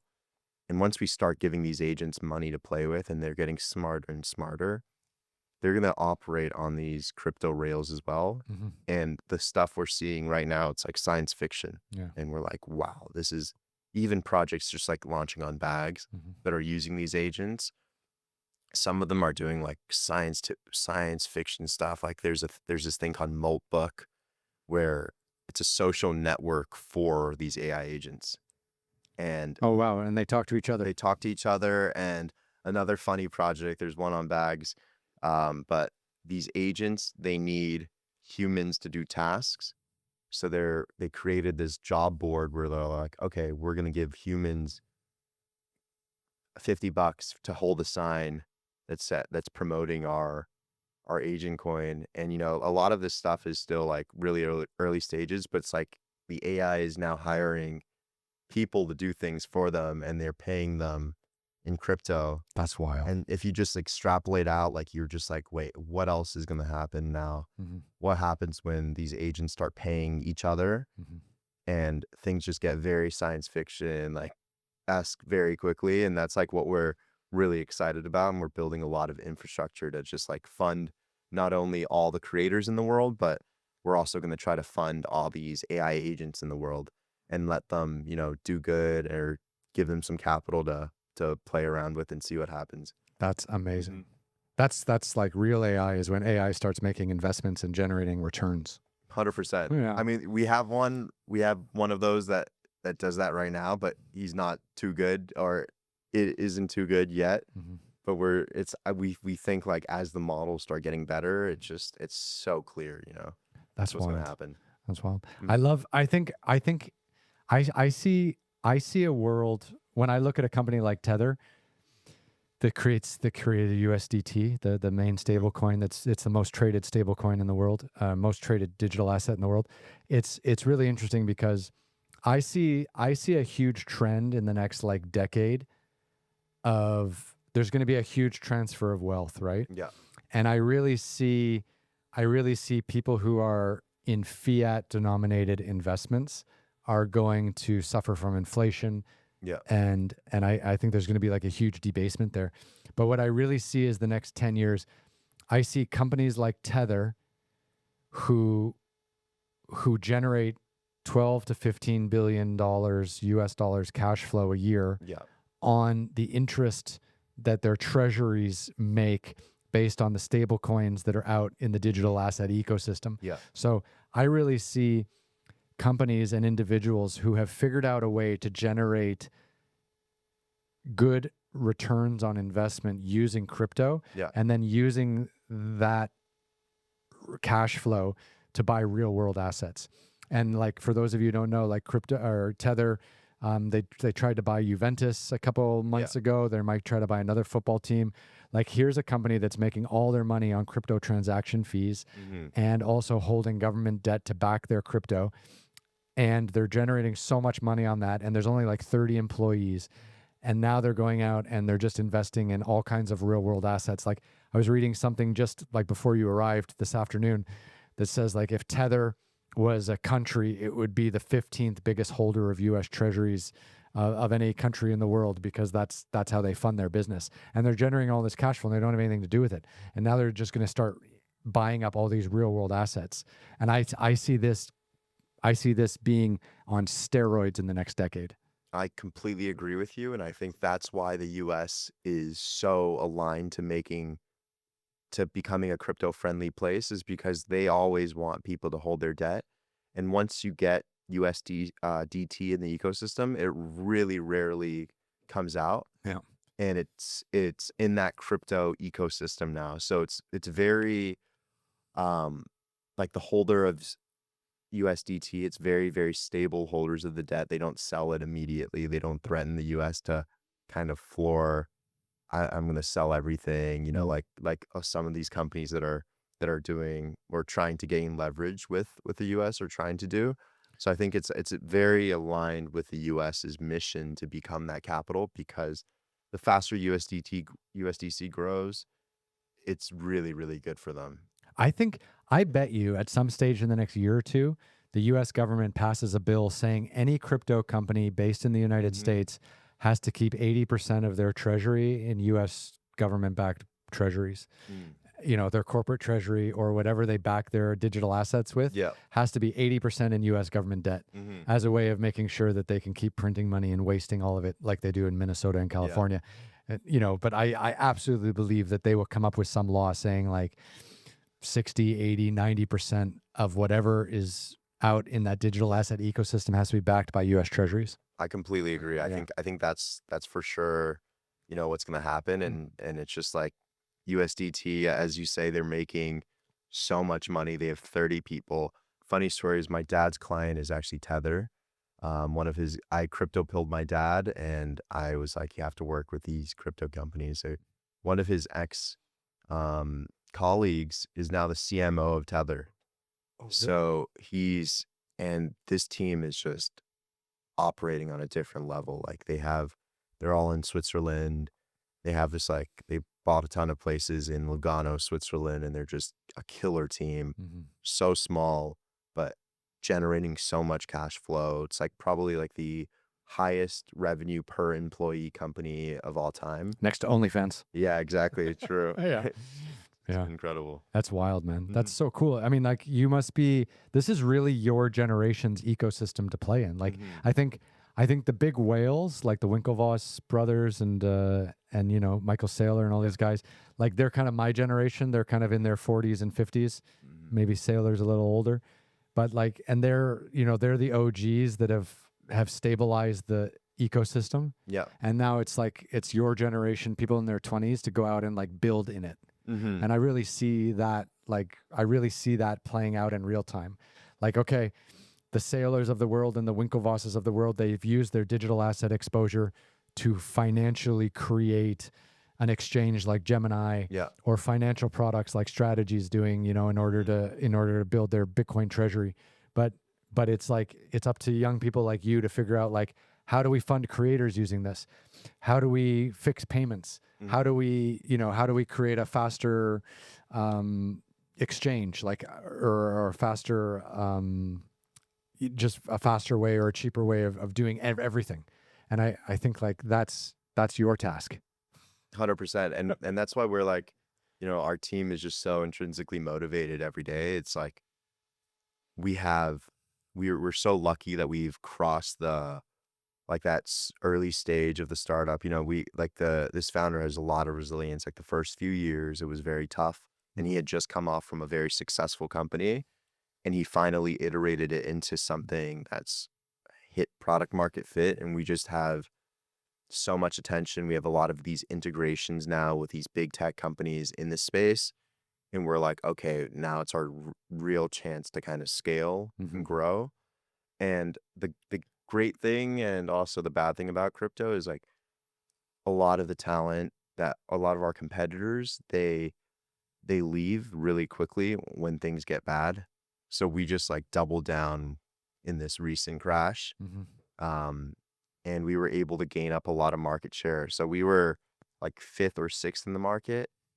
And I kid you not, like 4th, 2, 3, and 4, or third and fourth person, they were like, oh, okay, we made enough money. We're going to stop building.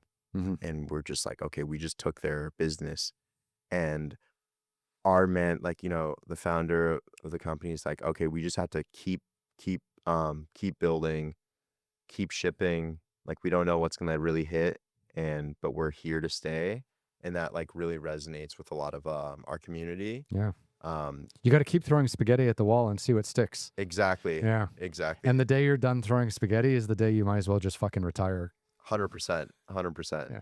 It's very fun. But one part of crypto that I wanted to mention, which is like parallels to China, is like I feel like I've heard a lot of the stories of like the 80s in China, like how ruthless competition is and just how crazy that competition is. And I feel like there's parallels in that in crypto too, because it's still a grayish area, and there's a lot of ruthless competition. But, you know, from my experience at just seeing how these Chinese entrepreneurs navigated it, we're like, okay, you know, we're doing something good that warrants that type of reaction from the competition. Yeah. So it's very exciting to work here too. So that adrenaline that I felt in Shenzhen is very much replicated working in this environment as well.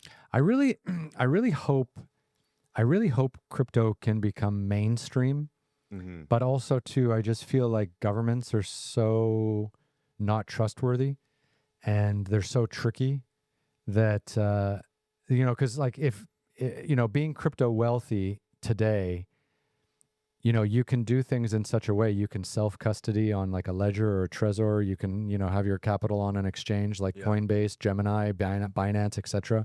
Thousands of other, you know, exchanges.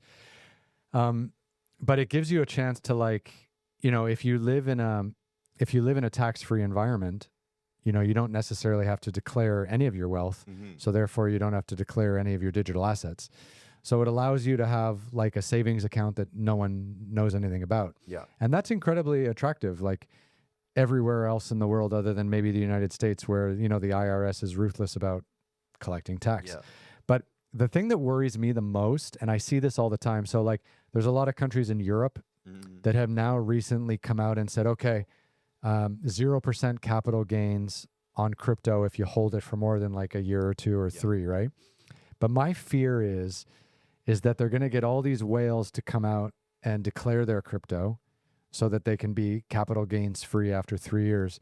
But my biggest fear is that if you do come out and you do kind of declare your crypto, that after maybe 10 years, the government will change or the winds will change. And they're going to say, no, okay, now you've declared all your crypto. Now it's 20% capital gains tax. Yeah. And now you don't have anywhere to go. Yeah. And now you probably have a difficult time pulling it off of an exchange, or you're going to have to move to a place like Dubai Yeah. to exit your crypto and spend it freely without being taxed. Now you can do that if you're, European passport holder, but you can't do it if you're American because you pay taxes everywhere anyways. But there's this whole idea of like this libertarian freedom that comes with crypto. And I see that being still such an important part of how the asset class grows, because crypto really did come out of an environment where governments can't be trusted. Government-backed fiat currencies can't be trusted because they just print endlessly. They ramp up inflation. They waste huge amounts of money on everything. They waste our tax dollars.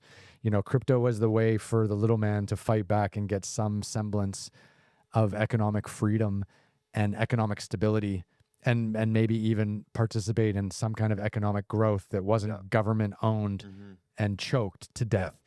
And I don't want to see that part of it end, but I also want to see the illicit parts of how crypto gets used. I want to see that kind of dissipate or go away. Yeah. But I don't want to see that like inherent freedom and libertarian bent get somehow lost along the way. 100%. And I talked to a lot of our customers, and a lot of them are from places where there's a lot, their currency, their home currency is horrible, and they're just like, crypto's all they've got. And even in Tencent, I think that libertarian ideal is still there, because the Chinese consumer is the largest crypto holder in the world. And crypto in China is technically illegal, but yet most of our customers are Chinese, and they don't pay any tax. And that libertarian ideal really lives there. And, funny thing is, I was working in Tencent, and I asked my friend, I was like, okay, the person next to me was buying crypto. And I'm like, oh, why are you investing in this? And she's like, oh yeah, there's, like the Chinese stock market has been flat for like so many years. Over a decade. I remember doing the stories with the New York Times on the pop and the crash. I know. It's just like where do you put your money? Real estate is going down. Unless you buy like US stocks, you really don't. There's no place to get that good exposure. And that's China, like think about other countries. Like, why would you ever own any equities in that space? Why would you want to keep your money there? So it is such a great place for even these other developed countries. So I think that libertarian, like, I need to make it energy is still very much so in crypto. That's why there's, anytime there's a wealth effect happening in crypto, there's so many new people coming in, because people recognize like, wow, this is really global. I'm playing on such a global scale.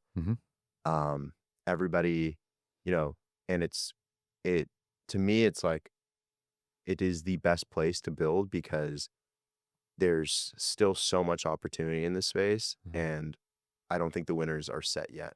It's funny too, like, and I also feel like the perspectives that most Americans have around crypto are so flawed, because you'll hear about people in Turkey, for example, in the country Turkey, or people in Nigeria, and how they're working for Bitcoin or working for Tether or whatever. And people in the United States are like, oh my God, they must be like running drugs or running guns, or they must be doing illicit. It's like, no, they're just fucking people trying to get by. Like, they're people who want to get paid in something that isn't going to devalue 60, 70, 80, 90% a year. Exactly. Like, these are people who get paid, or like the fucking poor people in Iran who have to deal with the fucking Iran rial, like, and how that, they get paid in 1 month, and the next month it's worth half of what it was before. And people are like going out trying to buy cars and televisions and putting their paper money into real assets so that they can sell something back in 6 months that won't lose 100% of its value. Yeah. Like, these are people who need crypto way more than you and I do. 100%. And this is the real misnomer, I think, about digital assets, especially the way North Americans see it. Like, they might see it as, oh, that's something you buy drugs with or weapons with. That's like Silk Road. Okay, well, that was like 10, 15 years ago. Not really the case anymore. Okay, well, that you just want to avoid paying tax. Okay, yeah, a lot of people want to do that, and that's why a lot of people hold crypto all around the world. But like, think about the utilitarian use of just being paid a salary every month and not having it destroyed by inflation and terrible government management. And I think that that's the real issue. Like, so many countries around the world have governments with leaders that only care about enriching themselves and don't want to give back anything or create any kind of stable wealth generating platform for their citizens. And the citizens are left with nothing else but this digital created value that, whether it's Bitcoin or whether it's getting paid in Tether, so it's at least attached to a US dollar so that you're not dealing with 80% inflation every year. Like, these are the people who need it more than anyone else. And yet these are the people who get kind of sometimes the worst stereotypes about them and the way that they're dealing with their finances. But actually, like, most of them are just trying to survive. I completely agree. And like the anecdotes that I've heard from our customers, and some of our creators too, they're just like, wow, you guys, some of them are anonymous Twitter creators and they have a coin made for them. They get USDC capital to them. And we're like, some of them make, let's say, $5,000 on our platform, but that's like crazily meaningful to their lives. And we just like, we've really created a tool, I think, that allows you to monetize your audience, allows you to monetize your attention in a very, very fast and effective way. And we're just like, wow, this impact really, really changes a lot of lives, and it could do a lot of good too, which is kind of what we want to change, that perception in crypto, is everybody thinks it's just gambling, which, to an extent, there's a lot of speculation in this space, but it's also the stable coins, as you mentioned, it's life-changing. A lot of this stuff is the only time they've ever experienced any financial asset growing. And that's like incredibly impactful.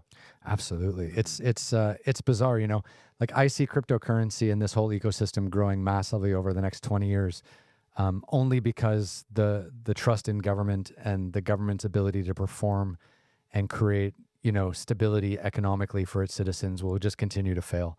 And whether it's Nick Shirley running around in Minnesota or YouTube with his own camera exposing crime. By the way, Nick Shirley is one of our larger creators. Oh, is he? Yeah, Great. Yeah.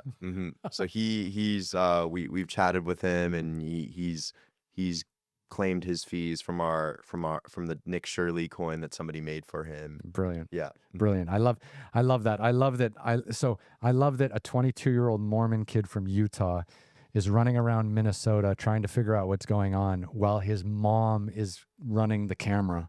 Yeah. And he's doing the job of CNN, Fox News, ABC, NBC, CBS, and no one else is on the ground. And the people who are on the ground are trying to investigate Nick Shirley instead of figuring out where like $100 billion of fraud's going. Exactly.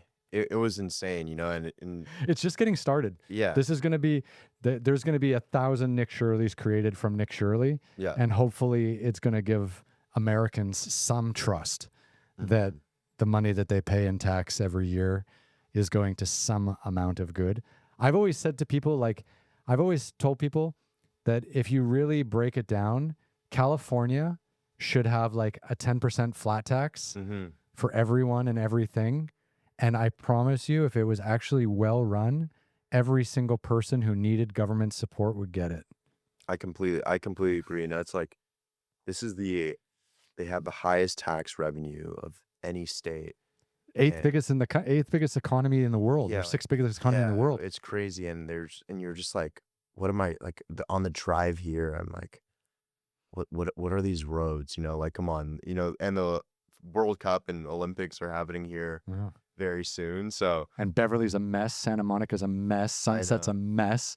it's crazy. I hope something definitely changes that space. But it's like, yeah, for example, like Nick Shirley, somebody created his coin on bags, and just it really blew up because he was viral at that moment on X, Mhm. and he was just able to raise like over, I think, $80,000 in a day, Mhm.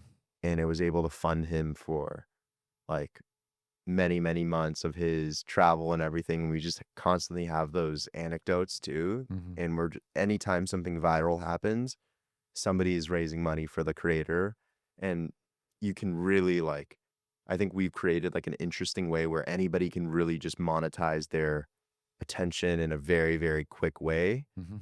Um, and then specifically now it's like for the open source AI researchers, but I think we're really going to go after a lot of like the gamers too, because I just pitched this to our team recently. Is like, a lot of these indie gamers, they, you know, gaming venture funding is completely drying up. They need a different way to really create something, Mhm. and they need an audience and they need distribution. And I think our platform would be a good way for them too. So it's just like any creators on the internet, I think is our mandate is like, we want to fund everybody on the internet. And Mhm. that's like what we're building towards. And I think crypto is such a great vehicle for that. It's the only Yeah, vehicle. 100%. You can't rely on a $30 transfer that takes 48 hours and Exactly. costs you, $30, $15 each way or whatever. Like that is fucking dead. I know. I completely agree. Yeah. It is crazy. And me, like, having to go through the Chinese banking system too was probably like the worst experience ever. I'm like, just like, geez, this is the slowest thing ever. Well, that's why crypto took off so much in China. Like, so you had massive adoption of digital assets in countries that had currency restrictions. Mm-hmm. So for those people who don't know, two countries that have massive amounts of currency restrictions are China. You can't bring in a certain amount of money every year, and you can't take out a certain amount of money every year. Yeah. It used to be 50,000 US dollars, might be more now, and also South Africa Yeah. has massive currency restrictions, and they have just it's draconian. It just keeps people poor, and that's why crypto, I think, blew up in South Africa and China in the early 2010s, faster than everywhere else, is because people were just trying to get around government controls. And again, this is that libertarian angle. It's not necessarily money launderers or weapons dealers. It's people that just want to buy homes or invest outside of their own country, in a meaningful way, which helps them get ahead in life or helps them support their families better. And they have to deal with these corrupt government systems that shouldn't even exist, that are just a way of these countries that are already pretty corrupt and pretty badly run, trying to stabilize their own currencies by not allowing outflows, right? And that's just disgusting. And I think that is, this digital assets has to force governments to think about their consumers and their citizens in a more meaningful way, or else they are just going to get overrun. Because I don't think anyone, we all sit here in the United States, right? Mm-hmm. But do you know the US dollar has lost 15% in the last 12 months against the Swiss franc? Oh yeah. Yeah. It's But no crazy. one knows that. Yeah. Everyone's like, oh, the US dollar is king. We pay for oil in US dollars and blah, blah, blah, blah. But if you go to Switzerland, and I was there a few weeks ago, the US dollars dropped 15% against the Swiss franc in the last 12 months. And that's because of all the printing and all the inflation and all the fucking spending. People just don't have as much confidence in it anymore. And I think that is the trend. And I think the US dollar is going to fall apart probably at some stage. But think about how many currencies aren't even close to being as strong as the US dollar that are also going to fall apart. 100%. And that's like the reason I think gold and silver has had its like craziest ever run, in recent times. So yeah, definitely. I mean, it's crazy if like the value of the US dollars go down 15%. You have to earn over 15%, which is what a lot of hedge funds can't even do on an annual basis. Unless you're Pelosi. Exactly. True. Unless exactly, unless you have that insider, it's just like, if you tell someone, oh, you have to earn over 15% of your wealth to even break even, it's just such a crazy thing. So that definitely needs to be fixed, I think. Well, it's so funny. Like it's amazing how many people in the United States study economics, but they don't understand purchasing power, Mm.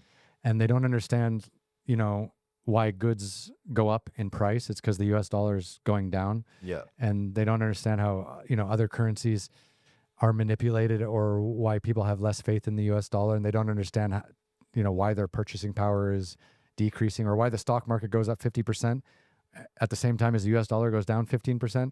There's a correlation there, right? 100%. Like, and it's amazing how people don't understand that, and you have this core audience of Americans that have never been outside the United States. They don't understand how the rest of the world works, and they're being held captive to shitty government policy. Yeah. And it's only people who have the chance to travel, have the chance to understand how other countries do things. These are the real adopters of crypto, because they see the writing on the wall, and they see this unsustainable money printing inflation system that its days are absolutely numbered. I completely agree. And, I just went to a really good talk recently.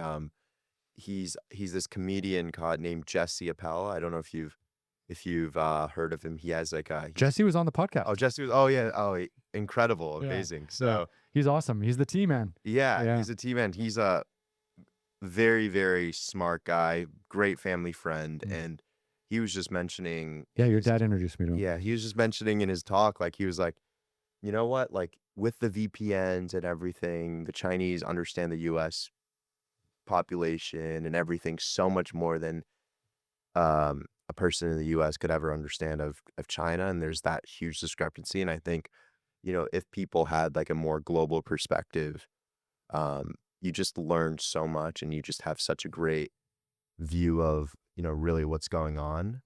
And you can't really have that unless you have that like innate curiosity to reach out and to learn about others, which is, that's like the one thing I wish the US can do more, is like have more of that curiosity, and to see what other places and what's going on. And I think, my thing to people who are just graduating now is they're all so worried about AI as well taking their jobs. My advice to them is like, just be curious, use these tools. If you do good work with these tools, you're going to get noticed. And right now is the perfect time to stand out. If you put the extra mile in, and you actually use these tools, you publish your research, don't be afraid, don't think too much, just do it. And I think that really would, that mentality really helps. I think so too. So I studied political philosophy in university. Yeah. And I have a lot of theories about what's happening in the United States these days. And I really think you hit the nail on the head, this idea of being curious, right? So Jesse was talking about his work in China, and obviously you and I have spent a lot of time in China. So you're right. Chinese people have VPNs. Chinese people have access to everything that's going on in the United States, and they're super curious to see what's going on here. Meanwhile, people in America don't give a fuck about what's going on in China, and they're not curious. And this is so there's a political philosophy behind this. So when you're number one for too long, as the United States economy and the general feeling of the United States is the number one country in the world, blah, blah, blah, blah, blah, whether that's right or not, it doesn't really matter, but that's the marketing, right? And this idea that you live in the best country in the world creates a false sense of security, and it creates you to be less curious. And because you're less curious, your government officials can tell you whatever the fuck they want, and you don't know how things are happening in other countries, so you just listen to your government officials. So it creates a dumbed down population, and it creates lazy governance. And of course, the governance in the United States is absolutely terrible. The people who are representing their constituents in this country, the majority of them are absolutely fucking miserable human beings, and they're lazy beyond all recognition. And the only reason they're getting voted into office is because their constituents have no idea what's really going on in this country and internationally. And I think that this complacency and this laziness and this lack of curiosity has brought the United States into this really terrible situation where it is now, where you have all this fraud and all this mismanagement, and previously all this inflation, although that looks to be coming down a little bit, but also all this government debt that's kind of been built up over the decades. And people just don't understand how other countries do it better. And this idea that we're America, we must be doing it the best because we're the best. Actually, that's not even close to what's going on. But But I really think like if you are curious about AI, if you are curious about digital assets, if you are curious about what's going on in the rest of the world, there will always be work for you and there will always be jobs for you. Mhm. And it'll also make you hold your elected officials to a much higher standard. And I think that that's what this country needs more than anything. I completely agree. And to add on to your point, it's like that complacency has, you see our manufacturing industry is completely non-existent now Mm. on a global basis. It's non-competitive to, we've lost that to China, to Taiwan, to these other countries. And it's just like this complacency, I think complacency is such a killer. And, you know, I think working in China, you realize these people are not complacent. They are turning, they are, crossing everything.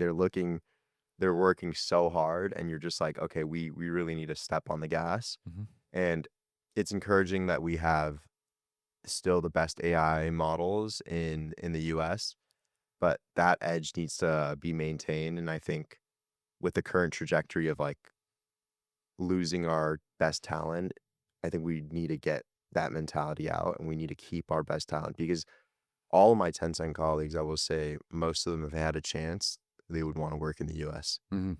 It's just such a better life. Mhm. And I think it is still like the epicenter for the best talent.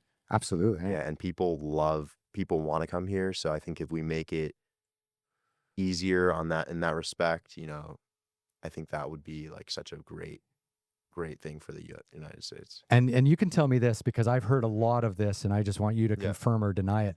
Also too, like I spent 18 years in China and I was really close with a lot of really great Chinese entrepreneurs and business people. Yeah. And Chinese people think Americans are lazy. Mhm. Like this is the thing. Like the reason why a lot of Chinese people want to move and live and work in the United States is because they know they can outwork Americans. Like apart from the 0.1% of the people running Microsoft and Google and Tesla and all the rest of them, and apart from that 1% that are really doing the work, the entrepreneurs, the venture capitalists, the engineers, the rest of the countries, they're just treading water. Mhm. And the Chinese know that. And they really like they come over and they go to school and they excel because they work harder. And sure, there's a work-life balance that might not be ideal for most Americans or what most Americans think is a good work-life balance, but that doesn't exist in every country all around the world. So you kind of have to adapt to local standards.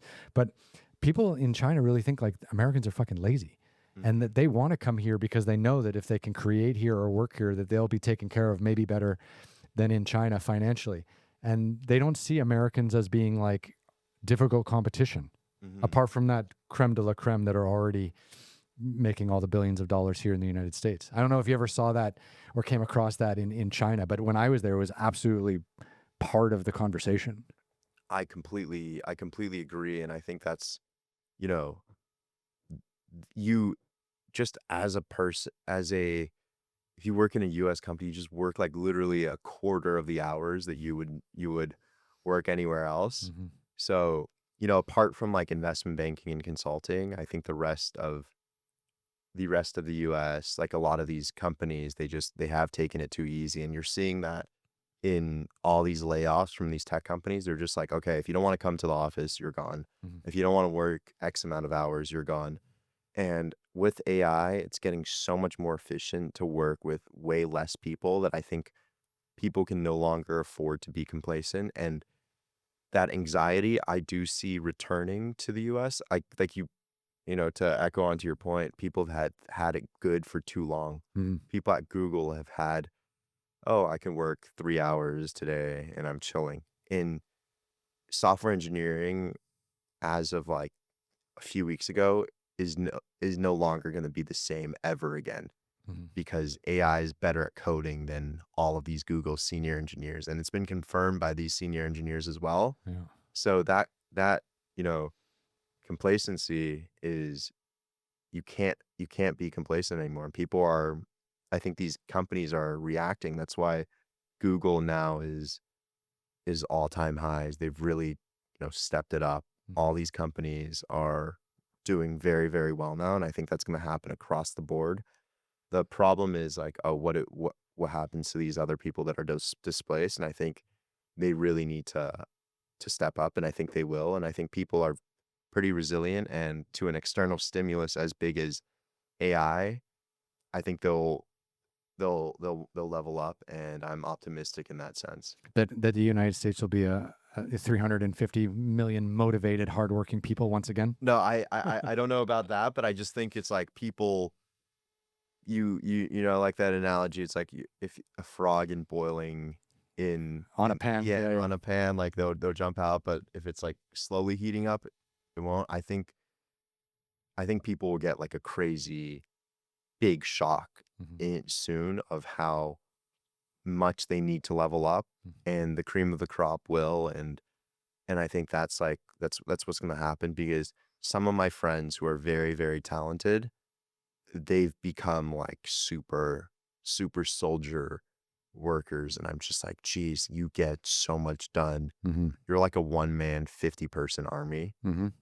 And I think there are going to be some people like that who really, really embrace this new AI tech, who are on top of everything.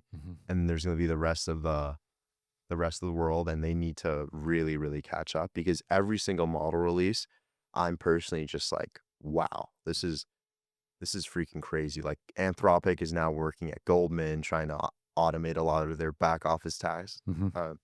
And trading. Yeah, and trading. And it's just like, what can't they do? And you need to be able to understand these agents. You need to be able to use it to your advantage, or else you're going to be left behind. And I'm personally feeling that.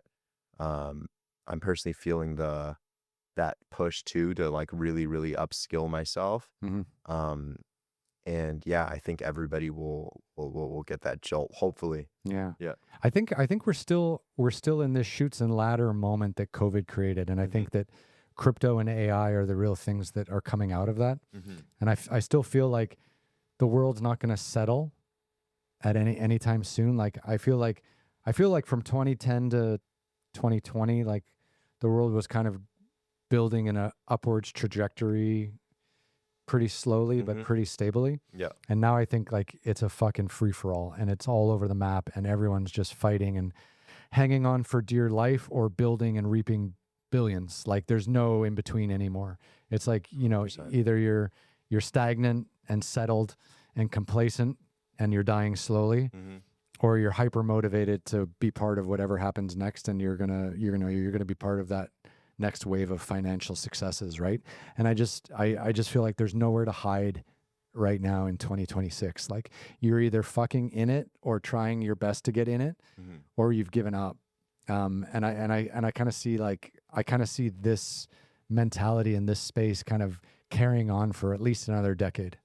Definitely. And I don't feel like we've been through anything like this in my lifetime. Like I don't know when we've been through such an aggressive shift in the way everything gets done.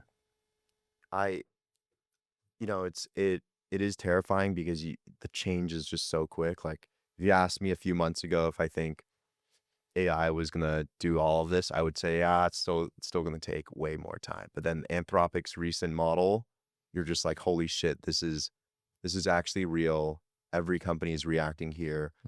But I think it is pretty easy to see what's gonna really grow and what's gonna get taken out. And I think, you know, data centers, everything, that's an industry that's always growing. Data centers in space. Data centers in space, exactly. You know, like a lot of my friends who are in this, you know, in the PE field, they're doing more work than ever. So I think it's just like there's going to be so many winners, so many losers, I think.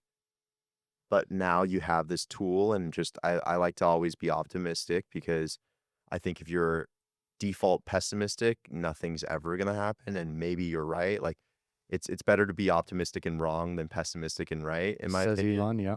Exactly. Okay. So I'm just like, okay, you might as well just be optimistic, use these tools to your advantage. And, you know, yes, there are a lot of like doomer dystopian takes, but if you can just try to focus on how you can improve yourself, and I think that then AI becomes something more, you know, less scary and more like productive. Yeah. I also think too, like I think the next decade, as we get all these tools and help make ourselves more efficient, it's really, I think it really has to build a strong entrepreneurial class of people. Yeah. And and it doesn't have to be big entrepreneurs that make globally recognized companies. Yeah. It can be entrepreneurs that work in neighborhoods, city blocks, at schools, wherever it happens to be. But I just feel like, it's going to be the entrepreneurs who are thinking and trying to monetize all these new tools in small and big ways,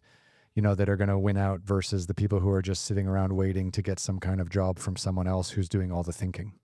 I completely agree with you. And it's like, that is our thesis of like why we think bags will do really well, is because there's a whole class of entrepreneurs who can now make, let's say, software for reminding you to drink water every day. You can code that up in a day. Mm-hmm. If you have a decent size audience, people can download it. They pay you about $1 to use it.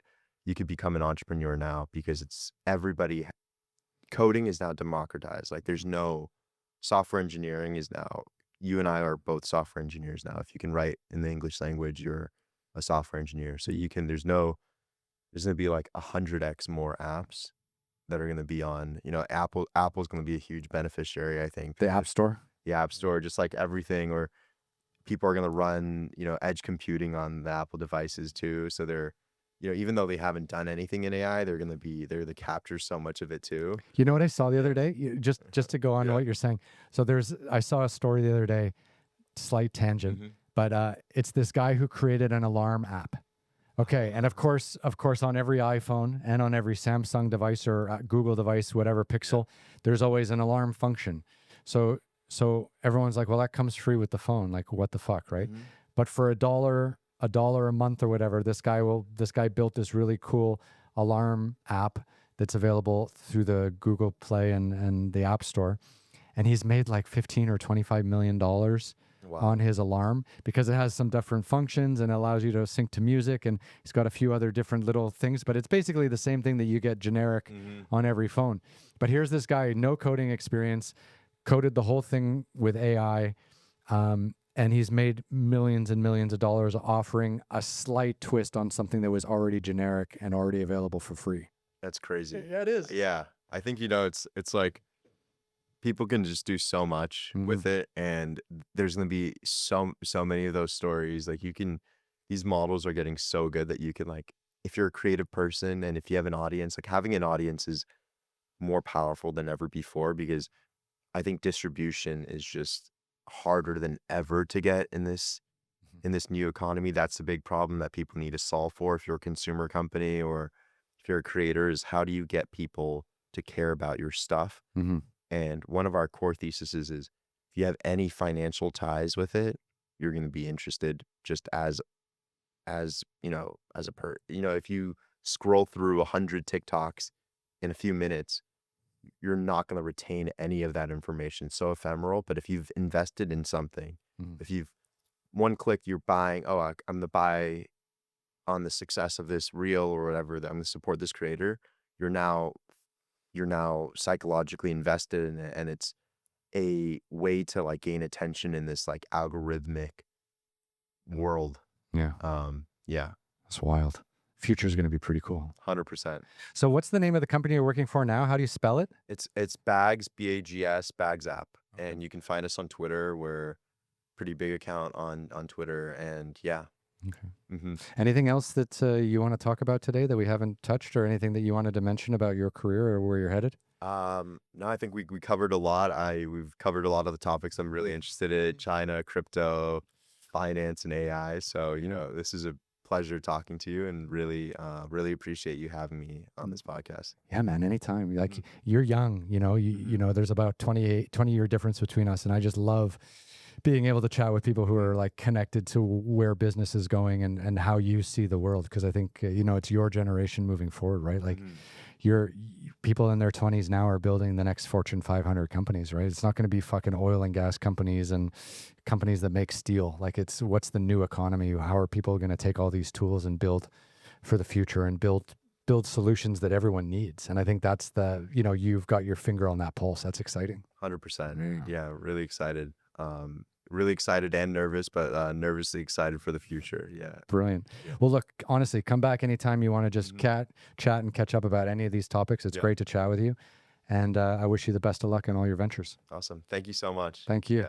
All right, guys. Thank you. Tune in next time. Bye bye. Bye bye.